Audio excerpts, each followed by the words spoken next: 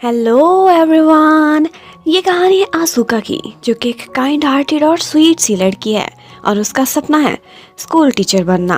Graduation के फौरन बाद जब एक सीनियर टीचर छुट्टी पर जाता है तो उसे टेम्परेरली ये सपना पूरा करने का मौका मिल ही जाता है। अब वो जिस क्लास को पढ़ाने के लिए जाती है वहीं पर ही एक लड़का भी होता है। उस लड़के का नाम है सागामी। सागा बहुत ही हैंडसम और गुड लुकिंग बॉय था और उसकी ज्यादातर तवज्जो पढ़ाई की बजाय सिंगिंग पर ही रहती थी, क्योंकि म्यूजिक का उसे पैशन था, जुनून की हद तक शौक। आज जब क्लास में आसूका सबको बताती है अपने नेम के मीनिंग, जिसका मतलब होता है मुरझाए हुओं को दोबारा से ब्लूम कराना, तो ये नाम और उसका मतलब साथ में ये टीचर भी सब कुछ सागा को बहुत पसंद आया था। अब छुट्टी के टाइम पर वापस जाते हुए जब आसूका सारी क्लासेस को चेक कर रही होती है तो वहीं पर ही चोरी छुपे रात के समय म्यूजिक क्लास में प्रैक्टिस करता हुआ सागा उसे नजर आ जाता है। वो हैरान थी कि इतनी लेट नाइट ये यहाँ पर क्या कर रहा है, लेकिन वो उससे कुछ भी पूछती उससे पहले ही सागा उसे देखकर डरता है और टेरेस से नीचे छलांग लगाकर वहाँ से भाग जाता है। अब आसूका तो परेशान थी कि कितना पागल लड़का है, इसे चोट लग जाती तो वो तो उसे बिल्कुल भी पनिश नहीं करने वाली थी। लेकिन सागा वहाँ पर अपना एक रिकॉर्डर भूल गया था, जिसको ऑन करके आसूका उसका म्यूजिक सुनती है और उसकी आवाज सिर्फ आवाज ही नहीं बल्कि उसकी लिरिक्स भी उसका दिल छू जाते हैं। अब बीच रास्ते सागा को याद आया था कि उसका रिकॉर्डर वहीं रह गया है। वो तो उसे जान से भी ज्यादा प्यारा था। वो फौरन से रास्ते से मुड़ता है और रिकॉर्डर लेने के लिए वापस स्कूल की तरफ दौड़ लगा देता है। उसे लगा था कि टीचर से बहुत डांट पड़ने वाली है, लेकिन आसूका बिल्कुल भी उसे नहीं डांटती, बल्कि उसको चीयर अप करती है, बहुत तारीफ करती है कि जो गाना मैंने तुम्हारा सुना मैं तो सुनकर हैरान रह गई, लगता है कि जैसे तुम प्रोफेशनल हो। वो बहुत खुश थी कि इस लड़के का कोई तो ड्रीम है और साथ ही साथ उसको रिक्वेस्ट भी करती है कि मेरी खातिर तुम ये गाना सामने प्ले करके सुनाओ। सागा ये सुनकर बहुत खुश होता है। उससे पहली दफा कोई मिला था जो उसको इतना इनकरेज कर रहा था। आसूका उससे कहती है कि मैं तुम्हारे ड्रीम को लेकर बहुत खुश हूँ और मैं चाहती हूँ कि तुम इस सपने को परसू करो, इसके लिए पूरी मेहनत करो। अब उसके बाद कहानी को 4 साल फास्ट फॉरवर्ड कर दिया जाता है। फिर हमें दिखाते हैं कि Asuka is no more a teacher. वो अपनी सिस्टर के साथ एक वैन रेस्टोरेंट चलाती है। अब टीचिंग उसने क्यों छोड़ी ये तो हमें भी पता नहीं चलता, लेकिन ये जरूर पता चलता है कि उसकी सिस्टर के बॉयफ्रेंड ने उसे प्रपोज किया है, जिसकी वजह से उसकी लाइफ एकदम चेंज हो जाती है। अब शादी के बाद ऑफ कोर्स उसकी सिस्टर अपने हस्बैंड के साथ रहेगी और वो उन दोनों के बीच कबाब में हड्डी बिल्कुल नहीं बनना चाहती थी, इसीलिए वो अब अपनी सिस्टर के साथ नहीं रह सकती थी। उसने मूव आउट करने का फैसला किया था। उसकी किस्मत अच्छी थी कि उसी समय उसको एक एड भी नजर आता है। उस एड में यही रिक्वायरमेंट थी कि घर पर एक मैट्रन चाहिए। उसमें अकोमोडेशन भी फ्री थी, फूड भी फ्री था और सबसे मजे की बात कि सैलरी भी अच्छी थी। आसूका तो ये देखकर बहुत खुश हो जाती है और फौरन से इसके लिए अप्लाई करने का फैसला। थोड़े दिनों बाद आसूका उसी घर के सामने खड़ी थी जहाँ पर उसे जॉब मिली थी। उसी घर में उसे एंटरटेनमेंट कंपनी का एक मैनेजर मिलता है जिसका नाम किंजी था। किंजी उसे जॉब के बारे में सारी बातें ब्रीफ करता है। वो घर बहुत मेसी था क्योंकि वहाँ पर 7 लड़के इकट्ठे रह रहे थे। ये एक इमर्जिंग बॉयज का बैंड था जो उस घर में रहता था और उनको ये घर उनकी कंपनी ने लेकर दिया था, जिसके साथ उनका कॉन्ट्रैक्ट था। और ऑफ कोर्स अकेले बॉयज कैसे रहेंगे ये तो हम लोग देख ही सकते हैं। ये जॉब आसूका के लिए बहुत डिफिकल्ट होने वाली थी। किंजी उसे सब कुछ बताता है कि कैसे उसने एक एक चीज का ख्याल रखना है, वाटर प्लांट्स करने, लड़कों की चीजों का ख्याल रखना, सफाइयाँ करनी, इवन के लॉन्ड्री भी, खाना भी टाइम पर रेडी होना चाहिए, सुबह 7 बजे, शाम को 6:30 बजे। और सबसे ज्यादा बुरी हालत तो उन लड़कों के बेडरूम की थी, जिसे देखकर तो आसूका की हवाएं ही उड़ गई थी। सारा काम समझाने के बाद किंजी उसे कहता है कि 7 लड़के बहुत हैंडसम है, बहुत कूल है, ऑफ कोर्स पॉप स्टार जो हुए, लेकिन एक बात बता दूं कि इनमें से किसी के साथ तुम्हें लव नहीं होना चाहिए। ये तुम्हारी जॉब का रूल है। अगर कुछ ऐसा हुआ तो तुम्हें फौरन फायर कर दिया जाएगा। आसूका तो ये सारा कुछ सुनकर कुछ बोले बगैर बस सरप्राइज्ड ही रह जाती है। उसके बाद हमें दिखाते हैं कि इस बॉयज बैंड का लीड और कोई नहीं बल्कि सागा है। लेकिन आजकल इनके हालात बिल्कुल अच्छे नहीं जा रहे। इनमें मोटिवेशन की कमी है, इंस्पायरेशन की कमी है और वो लोग ज्यादातर लेथर्जी का शिकार हैं। उनके साथ ही एक और बॉय बैंड को भी कॉन्ट्रैक्ट मिला था जिसका नाम चैनी था और वो बॉय बैंड इस वक्त बहुत फेमस हो चुका है। हर जगह वो लोग ही फैले होते हैं, उनके कॉन्सर्ट होते रहते हैं, जबकि सागा का बैंड ब्लूम बहुत पीछे रह गया था। इन्हीं बातों की वजह से अक्सर सागा बहुत परेशान होता था और आजकल तो वो बहुत टेंशन का शिकार था। लाइफ में सपने अचीव ना हो तो ऐसा ही होता है।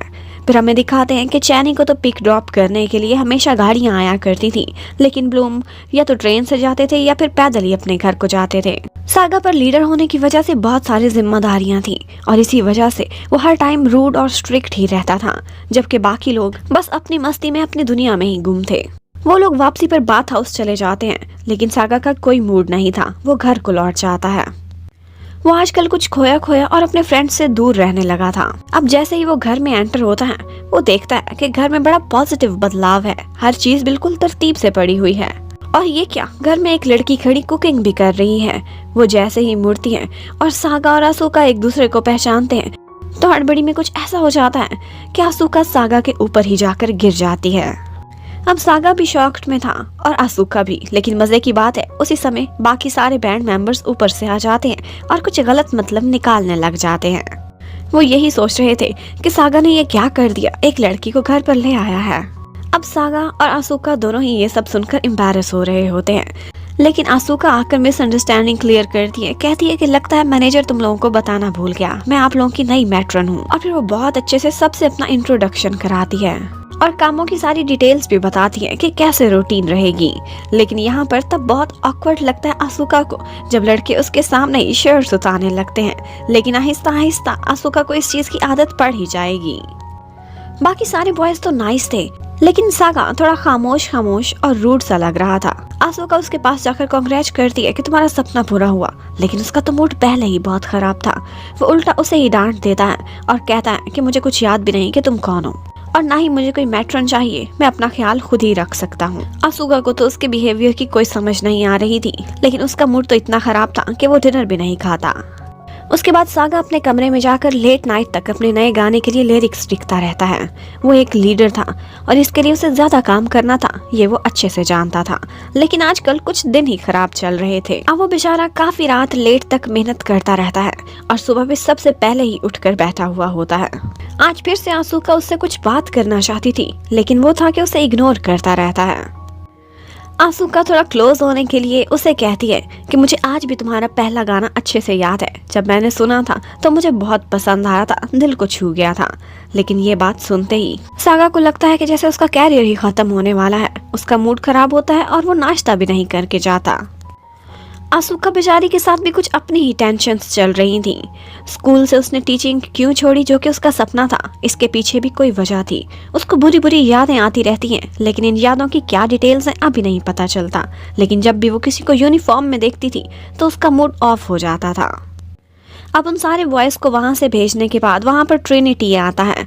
ट्रिनिटी था उसी म्यूजिक कंपनी से मैनेजमेंट में से एक आदमी। वो आकर आसूका को बहुत सारा काम बताता है, उसकी चेकिंग वगैरह करता है और उसके बाद उसे अपने साथ ही ऑफिस ले जाता है, क्योंकि आज आसूका ने बॉयज के लिए एक स्पेशल लंच बनाया था, क्योंकि वो उनसे दोस्ती करना चाहती थी। जब आसूका जाती है तो वो चोरी चोरी देखती है, उसी समय वो बॉयज वहाँ पर प्रैक्टिस कर रहे थे। वो बहुत खुश होती है, उसे इतने कूल लगे थे वो लड़के डांस करते हुए, उनकी परफॉर्मेंस बहुत जबरदस्त थी। वो तो उनके लिए क्लैपिंग करने लगी थी, लेकिन सागा उसे कहता है बच्चों वाली हरकतें ना करो, ये बहुत इमेच्योर लग रहा है, क्योंकि सागा को लगता था कि उन लोगों ने कुछ भी स्पेशल अभी नहीं किया। सागा बेशक उम्र में कम था, लेकिन वो आसूका से ज्यादा मेच्योर था और सीरियस भी। यहाँ पर आसूका उसका रिकॉर्डर आकर वापस करती है, जो वो घर पर ही भूल गया था। इतने में वहाँ पर कंपनी की प्रेसिडेंट आ जाती है, जिसे देखकर सारे बॉयज डर जाते थे। वो आज उनके लिए एक बैड न्यूज लेकर आई थी। वो कहती है कि तुम लोगों की परफॉर्मेंस ऊपर की तरफ नहीं जा रही, इसलिए 6 महीने बाद तुम लोगों का कॉन्ट्रैक्ट रीन्यू नहीं किया जाएगा। यही लास्ट 6 मंथ है आप लोगों के पास। अब ये सुनते ही सारे बॉयज सैड हो गए थे। एक्चुअली उन्होंने एक्सपेक्ट ही यही किया था, लेकिन आसूका के लिए ये शॉकिंग था। वो फौरन से लड़कों को कहती है कि तुम लोग कुछ तो करो, कुछ तो एक्सप्लेन करो, लेकिन सागा उसको चुप करा देता है कि शट अप, आउटसाइडर्स मत बोले, सिर्फ अपने काम से काम रखा करो। अब प्रेसिडेंट के जाने के बाद हमें पता चलता है कि एक्चुअली उस बैंड में अंदर ही अंदर फूट पड़ी हुई है। वो लोग सागा से नाराज थे, क्योंकि उनका एक मेंबर 8वां था, जो कि उनका बैंड छोड़कर चला गया था। उनको यही लगता था कि उसकी वजह सागा की सख्तियां थी, और उसके जाने के बाद उस बैंड में जैसे जान ही नहीं रही थी, कोई मोटिवेशन नहीं थी। अब आसूका बाहर सागा के पीछे पीछे जाती है और उससे कहती है कि देखो 6 महीने हैं, हिम्मत हारने की कोई जरूरत नहीं, हो सकता है तुम लोग मेहनत करो और सारा कुछ ठीक ठाक हो जाए। लेकिन सागा को ये सारी बातें फजूल लग रही थी। वो कहता है कि देखो, मुझे कौन समझा रहा है, कौन मोटिवेट कर रहा है, एक ऐसी टीचर जो अपना सपना ही छोड़ चुकी है और खुद एक मेड बन गई है। आसूका को उसकी बातों ने हर्ट किया था, लेकिन वो खामोश रहती है। फिर हमें फ्लैशबैक में दिखाते हैं कि सागा अपनी टीचर से बहुत अटैच हो गया था और जब उसे पहला कॉन्ट्रैक्ट मिला था वो सबसे पहले उन्हीं को ही बताने के लिए आता है, लेकिन आगे उसे पता चलता है कि वो इर्रिस्पॉन्सिबल थी और बिना बताए ही अचानक से स्कूल छोड़कर चली गई थी। आसूका के अचानक से गायब हो जाने पर सागा बहुत सैड हो गया था और शायद ये मायूसी उसे दोबारा देखने के बाद दोबारा से ताज़ा हो गई थी। यहाँ पर आसूका उसे अपने बारे में तो कोई जवाब नहीं देती, कहती है कि मुझे तो छोड़ो, लेकिन तुम अपनी बात करो। मैं तुम्हें सच बता रही हूँ, तुम में टैलेंट है। मैंने जब तुम्हारा पहला सॉन्ग सुना था तो मुझे उसी दिन रियलाइज हो गया था कि तुम में कुछ बात है जो दूसरों में नहीं। अगर आज तुमने हिम्मत हार दी तो पछताओगे सारी जिंदगी। अब उसकी बातों ने एक दफा तो सागा के दिल को छू लिया था। उसके फेस पर एक स्माइल आती है और एक नई हिम्मत भी। वो लोग सारे मिलकर प्रेसिडेंट के पास जाते हैं और उनसे रिक्वेस्ट करते हैं कि हमें एक लास्ट चांस दे दिया जाए। आप हमारी परफॉर्मेंस चेक करें, हमारे नए गाने देखें, उसके बाद कोई फैसला करें। और आसूका भी उनके साथ ही मिल जाती है रिक्वेस्ट करने में। अब प्रेसिडेंट उनको एक लास्ट चांस देती है, कहती है कि 2 हफ्ते बाद चेन्नई का एक लाइव कॉन्सर्ट है, उसमें तुम लोगों को 5 मिनट का स्टेज टाइम दिया जाएगा। अगर तुम लोग हमारा इरादा बदलने में कामयाब हो गए या ऑडियंस को खुश किया तो फिर देखा जाएगा कि तुम्हारा कॉन्ट्रैक्ट रिन्यू किया जाए या ना। अब उनके पास बहुत शॉर्ट नोटिस था, वो सारे लड़के काफी नर्वस हो गए थे, लेकिन साथ ही साथ उन्होंने मेहनत करना भी स्टार्ट कर दी थी। वो लोग ओवर टाइम लगाते थे अपने परफॉर्मेंस की प्रैक्टिस करने में। उनकी एक आखिरी उम्मीद थी जो वो हर हाल पूरा करना चाहते थे। घर पर भी और कंपनी में भी जाकर वो लोग बहुत मेहनत करते हैं और आसूका भी उनकी सपोर्ट बनी रहती है, उनके घर के काम बहुत अच्छे से करके। आसूका ने सारी ग्रोसरीज भी लेकर आनी होती थी। सागा वैसे तो बहुत रूड बनता था, लेकिन जब भी उसे हैवी सामान उठाए देखता था तो उसकी जरूर हेल्प करने पहुंच जाता था। वो ऊपर से जितना रूड था अंदर से उतना ही सॉफ्ट था। अब फाइनली कॉन्सर्ट का दिन आ जाता है। वो लोग वेन्यू में जाते हैं। इतना बड़ा वेन्यू देखकर आसूका हैरान रह गई थी। एक्चुअली वो दिली तौर पर इन लड़कों से बहुत अटैच हो गई थी, स्पेशली सागा से। और वो देखती है कि जब भी ऑफिस वाले उनके साथ डिस्क्रिमिनेशन वाला बिहेवियर करते थे तो वो रह नहीं पाती थी, कुछ ना कुछ जरूर बोल देती थी। वो सबको यही रियलाइज कराती है कि इन लड़कों ने भी बहुत मेहनत की है, ये अच्छा परफॉर्म करेंगे। चेन्नई बैंड बहुत फेमस था और वो लड़के बहुत कूल थे। इसके साथ साथ वो बहुत काइंड हार्टेड भी थे और उनकी परफॉर्मेंस होने से पहले वो ब्लूम्स को आकर विश भी करते हैं गुड लक के लिए। अब फाइनली 5 मिनट का स्टेज टाइम शुरू हो गया था। ब्लूम्स बहुत अच्छे से परफॉर्म करते हैं, कॉन्फिडेंट थे, बहुत कूल लग रहे थे। उनकी परफॉर्मेंस एकदम सारे लोगों के दिलों को छू गई थी। इवन के आसूका तो खुशी के आंसू भी आंखों में ले आती है जब उनको इतना अच्छा परफॉर्म करते देखती है। ऑडियंस ने उनको इतना अच्छा रिस्पांस दिया था कि वो लोग भी हैरान रह गए थे और मैनेजमेंट को दिखाते हैं, उन्होंने भी एक्सपेक्ट नहीं किया था कि ये लोग इतना आउटस्टैंडिंग परफॉर्म करेंगे। प्रेसिडेंट ने भी चोरी चोरी उनकी परफॉर्मेंस देख ली थी। अब आसूका सागा के लिए बहुत खुश थी और उससे कहती है कि मुझे यकीन है तुम लोगों के साथ कुछ अच्छा ही होगा, जितना अच्छा आज परफॉर्म किया है। लेकिन सागा कहता है तुम बच्चों वाली बातें करती हो, इतनी जल्दी कोई बदलाव नहीं आने वाला। लेकिन एक बात जरूर थी कि सागा के दिल को आसूका छूने लगी थी। आज सागा का भी मूड कुछ ठीक था। वो अपने बाकी सारे बैंड के साथ बाथ हाउस जाता है। वहाँ पर आसूका बार बार उन लोगों की तारीफें किए जा रही थी। यहाँ पर सागा भी जोश में आ जाता है और कुछ ज्यादा ही बोल देता है। कहता है कि तुम सारे लोग परेशान ना हो, मैं लीडर हूँ। मैं ऐसे ऐसे गाने अब लिखूंगा कि हम लोग 6 महीने के अंदर अंदर जापान के बेस्ट बैंड्स में आ जाएंगे। अब ये बात तो उसने बोल दी थी, शायद बड़ा बोल था या क्या, लेकिन मजे की बात है कि यहाँ पर प्रेसिडेंट भी छुप कर बैठी हुई थी और उसे वहाँ अचानक से देखकर सारे लोग शॉक्ड रह जाते हैं। वो उनको कहती है ठीक है, आज की परफॉर्मेंस तुम लोगों की बहुत अच्छी थी, आउटस्टैंडिंग थी, लेकिन फिर भी इतनी अच्छी भी नहीं थी कि मैं तुम लोगों का कॉन्ट्रैक्ट रीन्यू कर दूं। आई एम सॉरी, ये मैं नहीं कर सकती। हाँ, लेकिन जरूर सोचूंगी जो बात सागा ने कही है कि तुमने सिर्फ बोला है या तुम उस पर कायम रहोगे। अब उनके पास यही लास्ट चांस था जो प्रेसिडेंट ने दिया था। अगर 6 महीने के अंदर स्ट्रीमिंग वीडियोस में तुम लोग नंबर 1 आते हो तो कॉन्ट्रैक्ट रीन्यू हो जाएगा। अब ये कहकर प्रेसिडेंट तो चली गई थी, लेकिन आसूका तो बहुत खुश थी, लेकिन साथ में सारे लोग नर्वस भी थे। ये बहुत बड़ा माइलस्टोन था, वो लोग कैसे अचीव करेंगे। लेकिन आसूका फिर से उनको चीयर अप करती है कि कोई ना कोई रास्ता जरूर निकल आएगा। अब थोड़ी देर पहले ही आसूका ने सागा को कहा था कि मेरा अब एक नया सपना है और वो ये है कि तुम लोगों को दोबारा से ब्लूम करते देखना। अगर तुम लोगों का बैंड सक्सेसफुल रहता है तो मैं भी कामयाब हो जाऊंगी, खुद को A+ दूं। उसकी ये बातें सागा के दिल को छू गई थी। अब जब आसूका उसके पास आती है तो वो अपना टॉवल उसके फेस पर डालता है और उसके कान के करीब आकर कहता है, मैं वादा करता हूँ पूरी कोशिश करूंगा तुम्हारा सपना तुम अचीव कर सको उसके लिए। अब ये कहकर सागा तो बाहर निकल गया था, उसने मुड़कर भी नहीं देखा था, लेकिन उसके इस जेस्चर ने आसुका के दिल की धड़कनें बहुत तेज कर दी थी। वो वहीं पर ही खड़ी खुश हो रही होती है, जबकि बाहर सागा के फेस पर भी एक स्माइल थी। आसुका दिली तौर पर उन बॉयज से बहुत ज्यादा अटैच हो चुकी है, इवन कि उसने अपना वॉलपेपर भी ब्लूम्स का ही लगाया हुआ है। उसे ब्लूम्स के साथ मूव इन होना बहुत अच्छा लगा था।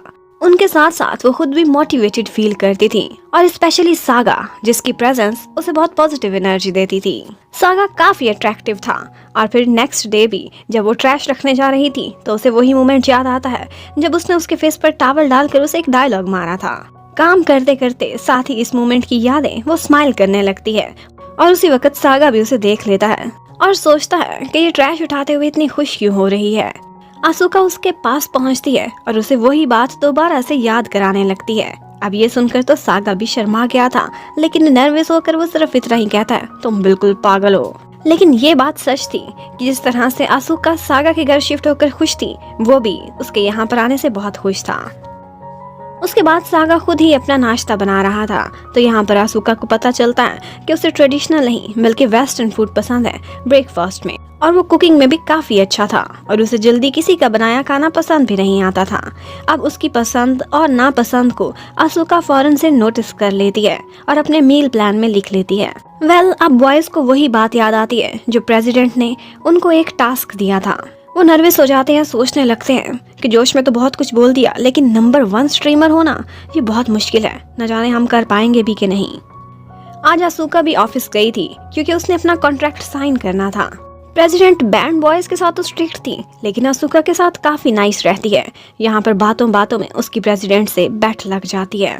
उन लोगों का कहना था कि ब्लूम के फैंस, जिनको ब्लूमी कहते हैं, उनकी तादाद दिन ब दिन कम होती जा रही है, लेकिन आसुका चैलेंज करती है कि वो 2-4 दिन में ही 1000 ब्लूमीज उनको इकट्ठे करके दिखाएगी। वो नहीं चाहती थी कि कोई भी ब्लूम को अंडर एस्टिमेट करे। प्रेसिडेंट उसके इस चैलेंज से खुश तो हो गई थी, लेकिन बाहर आकर आसुका सोचती है कि कह तो मैंने दिया जोश में, लेकिन 1000 लोग इकट्ठे करना बहुत मुश्किल है। उसके बाद आसुका जाकर देखती है तो उन बॉयज का एक फोटो शूट चल रहा था उनके कवर के लिए। यहाँ पर उन्होंने काफी डिफरेंट टाइप का कॉस्ट्यूम पहना हुआ था, लेकिन सच बोलूं तो सागा एक्सट्रीमली हैंडसम लग रहा था। लेकिन वो जैसे ही आसुका को देखता है शर्मा के छुप जाता है। वो नहीं चाहता था कि वो इस हुलिये में उसको देखे। अब ये कॉस्ट्यूम तो बॉयज ने खुद ही रिजेक्ट कर दिया था। उसके बाद उनको बैड बॉयज का रूप दे दिया जाता है, लेकिन ये भी अच्छा क्लिक नहीं कर रहा था। यहाँ पर आसुका उनसे कहती है कि देखो आप लोग क्यों इनको तंग करते हो, just let them be themselves. और यही चीज थी जो सबको क्लिक कर जाती। आइडिया बड़ा जबरदस्त था। ब्लूम उस बैंड के सारे बॉयज को कैची कपड़े पहनाकर हाथ में एक फ्लावर देकर खड़ा किया जाता है, और इसी तरह से उनका फोटोशूट होता है जो उनके लिए बिल्कुल परफेक्ट लग रहा था। ये सारी फॉर्मेलिटीज तो चलती रहती हैं, लेकिन इनफैक्ट सागा बहुत परेशान था। बहुत मुश्किल काम था 6 महीने के अंदर खुद को प्रूव कराना। अब वो यही अनाउंस करता है कि वो और भी स्ट्रिक्ट होने वाला है। वो सारे बॉयज को उनकी एक्सरसाइज और वर्कआउट का प्लान फॉरवर्ड कर देता है जो बहुत स्ट्रिक्ट था, और इसके साथ साथ वो आसुका से उसका भी फोन नंबर शेयर करता है, क्योंकि बॉयज का मील प्लान क्या होने वाला है, डाइट में कोई भी गड़बड़ ना हो, ये सब भी उसी की प्लानिंग में शामिल था। अब वही मील प्लान देगा, और साथ ही साथ हर वक्त वो बॉयज को वर्कआउट कराता रहता है। वो सारे लोग बहुत मेहनत करते हैं, सारा दिन प्रैक्टिस भी करते हैं, इतनी सारी रनिंग भी करनी पड़ती है। उन सब की लाइफ आसुका ने बहुत डिफिकल्ट कर दी थी, लेकिन खुद में उसकी लाइफ ज्यादा डिफिकल्ट थी। इस सब के बाद वो थक जाता था, और जब लिरिक्स लिखने के लिए बैठता था तो उससे कुछ भी अच्छा क्लिक नहीं करता था। अब बाकी सारे बॉयज की तो बैंड ही बजी पड़ी थी। वो सब बहुत थक जाते थे, और खाने में सिर्फ चिकन और सब्जियां ही मिलती थी। अब उनको बार बार अपसेट देखकर आसुका एक दफा उनको चीटिंग कराती है, छोटी छोटी सी ब्राउनीज बेक करके देती है। लेकिन किस्मत बहुत खराब थी, एंड टाइम पर सागा आकर ये सब चीटिंग करते हुए उनको देख लेता है। अब उसको गुस्सा आ गया था, लेकिन उससे भी ज्यादा गुस्सा उसके एक और बैंड मेंबर को आया था, जो उसे यही कह रहा था कि तुम ज्यादा ही स्ट्रिक्टनेस करते हो। यहाँ पर उन दोनों की फिर से एक दफा बहस हो जाती है, और सागा गुस्से में बाहर निकल जाता है, लेकिन आसुका उसके पीछे पीछे जाती है उसे मनाने के लिए। आसुका को अंदाजा था कि ये अंडर प्रेशर होने की वजह से आजकल बहुत लड़ने लगे हैं, लेकिन सागा उसे कहता है कि तुम एक मैट्रोनी रहो, अपने काम से काम रखो, इससे तुम्हारा कोई मतलब नहीं होना चाहिए। लेकिन आसुका कहाँ हार मानने वाली थी। वो कहती है ये मेरी ड्यूटी का हिस्सा है, तुम सबकी लाइफ्स को बेटर बनाना, और वही मैं कर रही हूँ। अब सागा के जाने के बाद नारू आता है आसुका के पास और उसे बताता है कि वो सारे लोग सिर्फ बैंड मेंबर्स नहीं बल्कि फ्रेंड्स की तरह रहा करते थे। सागा भी तब बहुत खुश होता था, स्माइल करता था, लेकिन फिर जब उनका 8वां मेंबर उसकी स्ट्रिक्टनेस की वजह से बिना बताए भाग गया था तो उसके बाद वो सारे ही टूट कर रह गए थे। और कुछ मेंबर्स इसका सारा दोष देते थे सागा को उसकी सख्तियों की वजह से। ये सब होने के बाद उनको एक गुड न्यूज मिलती है। असुका ने उनके लिए कुछ अरेंज किया था। उसी एरिया में एक फेस्टिवल होने वाला था जहाँ पर बहुत सारे लोग आने थे और उस फेस्टिवल में उसने अपने रिलेशंस यूज करके उनके लिए परफॉर्मेंस का 10 मिनट का टाइम निकलवाया था। अब वो गाइस बेचारे इतने डेस्परेट थे कि उनको ये फेस्टिवल भी बहुत इंपॉर्टेंट लगने लगता है। उन्हें हर हाल में अपनी पब्लिसिटी चाहिए थी। सिर्फ सागा का डर था, लेकिन वो भी फौरन से मान जाता है वहाँ परफॉर्म कराने के लिए और फिर कहता है कि अगर सिर्फ इतनी सी ब्राउनीज तुम बनाओगी तो फिर मैं अलाउ करता हूँ थोड़ी सी चीटिंग को। अब उस फेस्टिवल के लिए वो बॉयज काफी मेहनत करते हैं, हर वक्त प्रैक्टिस करते रहते हैं, जबकि दूसरी तरफ आसुका भी मेहनत करती है उनकी पब्लिसिटी करने में। आसुका सागा का बहुत ख्याल रखती थी और इस बात से वो खुद भी अनअवेयर नहीं था, उसे पता था। लेकिन सबसे बड़ी टेंशन थी कि नए गाने के लिए वो राइट नहीं कर पा रहा था। आसुका फेस्टिवल से एक दिन पहले उन लोगों की प्रमोशन करने के लिए कुछ क्लब्स और सोसाइटीज वालों से मिलने के लिए जाती है, लेकिन बहुत लेट नाइट हो गई थी, वो वापस ही नहीं आई थी। सागा को उसकी फिक्र होने लगती है, लेकिन उसे कॉल भी नहीं करता, उसे ऑकवर्ड लग रहा था। अब उसे टेंशन होने लगी थी कि काफी देर हो गई है, ये क्यों नहीं आई। तो वो सोचता है उसे जाकर देखा जाए। वो जब जाता है तो देखता है कि वो ड्रंक हुई है और एक क्लब के सोसाइटी के लोगों को उनकी ही प्रमोशन कर रही है। उनसे क्वेश्चनेयर करती है और खेल खेल में उन्हें ब्लूम्स के बारे में बताती है। वो चाहती थी कि ये सारे लोग ये सब कुछ सोशल मीडिया पर डालें ताकि ब्लूम्स की ज्यादा से ज्यादा प्रमोशन हो सके, लेकिन ये सब करते हुए वो खुद बुरी तरह से ड्रंक हो चुकी थी। अब वो टुन होकर बैठी हुई होती है। सागा उसके पास आता है और कहता है चलो मेरे पीछे पीछे, लेकिन उसकी हालत थी ही नहीं कि वो चल सकती। अब सागा उसको पिगी बैग कैरी करता है और उसे घर तक लेकर जाता है। सारा रास्ता आसुका उसको भाषण देती रहती है मोटिवेट करने का, और उसके बाद उसके शोल्डर पर सर रखकर सो जाती है। लेकिन फिर एन फेस्टिवल वाले दिन एक टेंशन बन गई थी। जो पोस्टर छपवाए गए थे उसमें उनकी परफॉर्मेंस का नाम ही नहीं था, कुछ मिसिंग हो गया था, बल्कि उसकी जगह पर एक मैस्कॉट शो का लिखा हुआ था। अब उनकी प्रमोशन के बगैर ही वो बॉयज कैसे जाएं? उनकी ईगो हर्ट होती। यहाँ पर आसुका उनसे सॉरी करती है। एक मिसअंडरस्टैंडिंग हो गई थी जिसका उसे बहुत अफसोस हुआ था। अब आसुका ने तो जो वादा किया था वो पूरा करना था। वो उस फेस्टिवल की प्रेपरेशंस कराने के लिए चली जाती है और खुद मैस्कॉट बनकर वहाँ पर खड़ी हुई होती है। सागा को भी ये सब रियलाइज था कि वो कैसे सारा दिन काम करती है और फिर बिना किसी डिमांड के उनकी इतनी सारी पब्लिसिटी भी। अब वो बॉयज उसी दिन जब मार्केट में निकलते हैं इत्तेफाक से तो देखकर हैरान रह जाते हैं। हर कोई उनको पहचान रहा था। उनके नाम के पोस्टर्स भी लगे हुए थे। इवन के लोगों ने एसेसरीज भी पहनी हुई थी ब्लूम्स की। उनको वहाँ के शॉपकीपर से काफी सारा प्यार मिलता है। उनको पहली दफा कुछ स्पेशल लग रहा था। अब एक मैस्कॉट ड्रेस में उन्हें लगा था कि आसुका खड़ी है। वो उसके पास आते हैं और उससे कहते हैं कि हमें रियलाइज हो गया है, हम तो सोच रहे हैं मैस्कॉट शो ही कर दें, लेकिन सिर्फ सागा से डरते हैं। लेकिन इतने में वो देखते हैं कि आसुका तो पीछे से आ रही है। अब वो हैरान थे कि मैस्कॉट के अंदर कौन है। एक्चुअली वो सागा ही था जो वहाँ पर आसुका की हेल्प करने के लिए पहुंचा हुआ था। अब आसुका की कमिटमेंट को पूरा करने के लिए वो बॉयज वही एनिमल कॉस्ट्यूम्स पहनते हैं और मैस्कॉट शो के अंदर ही अपनी पॉप की परफॉर्मेंस करने लगते हैं। आसुका उनके लिए इतना कुछ कर रही थी तो बदले में सागा भी उसके लिए कुछ करना चाहता था। सागा पहले सबसे अलग अलग रहता था, रूड सा, लेकिन आहिस्ता आहिस्ता वो आसुका से अपनी बातें शेयर करने लगता है। वो छत पर आकर उसे कहता है कि मैं बहुत टेंशन में हूँ। मुझे ऐसा लगता है कि जैसे मैं ही हूँ जो अपने पूरे बैंड को ड्रैग कर रहा हूँ, ड्रैग डाउन, क्योंकि मैं अच्छा सॉन्ग राइट कर ही नहीं पा रहा। इसी वजह से वो लोग भी मेरी वजह से सफर करें, ये मुझे अच्छा नहीं लगता। ये पहली दफा थी कि सागा अपनी कोई टेंशन किसी से शेयर कर रहा था। तो यहाँ पर आसुका उसे समझाने के लिए उसके पास आती है और कहती है तुम सारा बर्डन खुद क्यों उठाते हो? देखो, दूसरे तुम पर डिपेंड करते हैं और तुम्हें भी दूसरों पर डिपेंड करना चाहिए। अगर एक इंसान समझे कि वो अकेला ही सब कुछ कर लेगा तो ये पॉसिबल नहीं है। तुम अपने बर्डन्स दूसरों के साथ शेयर किया करो। और इतने में बाकी बैंड बॉयज भी ऊपर से पहुंच जाते हैं। उन्होंने ये सब सुन लिया था।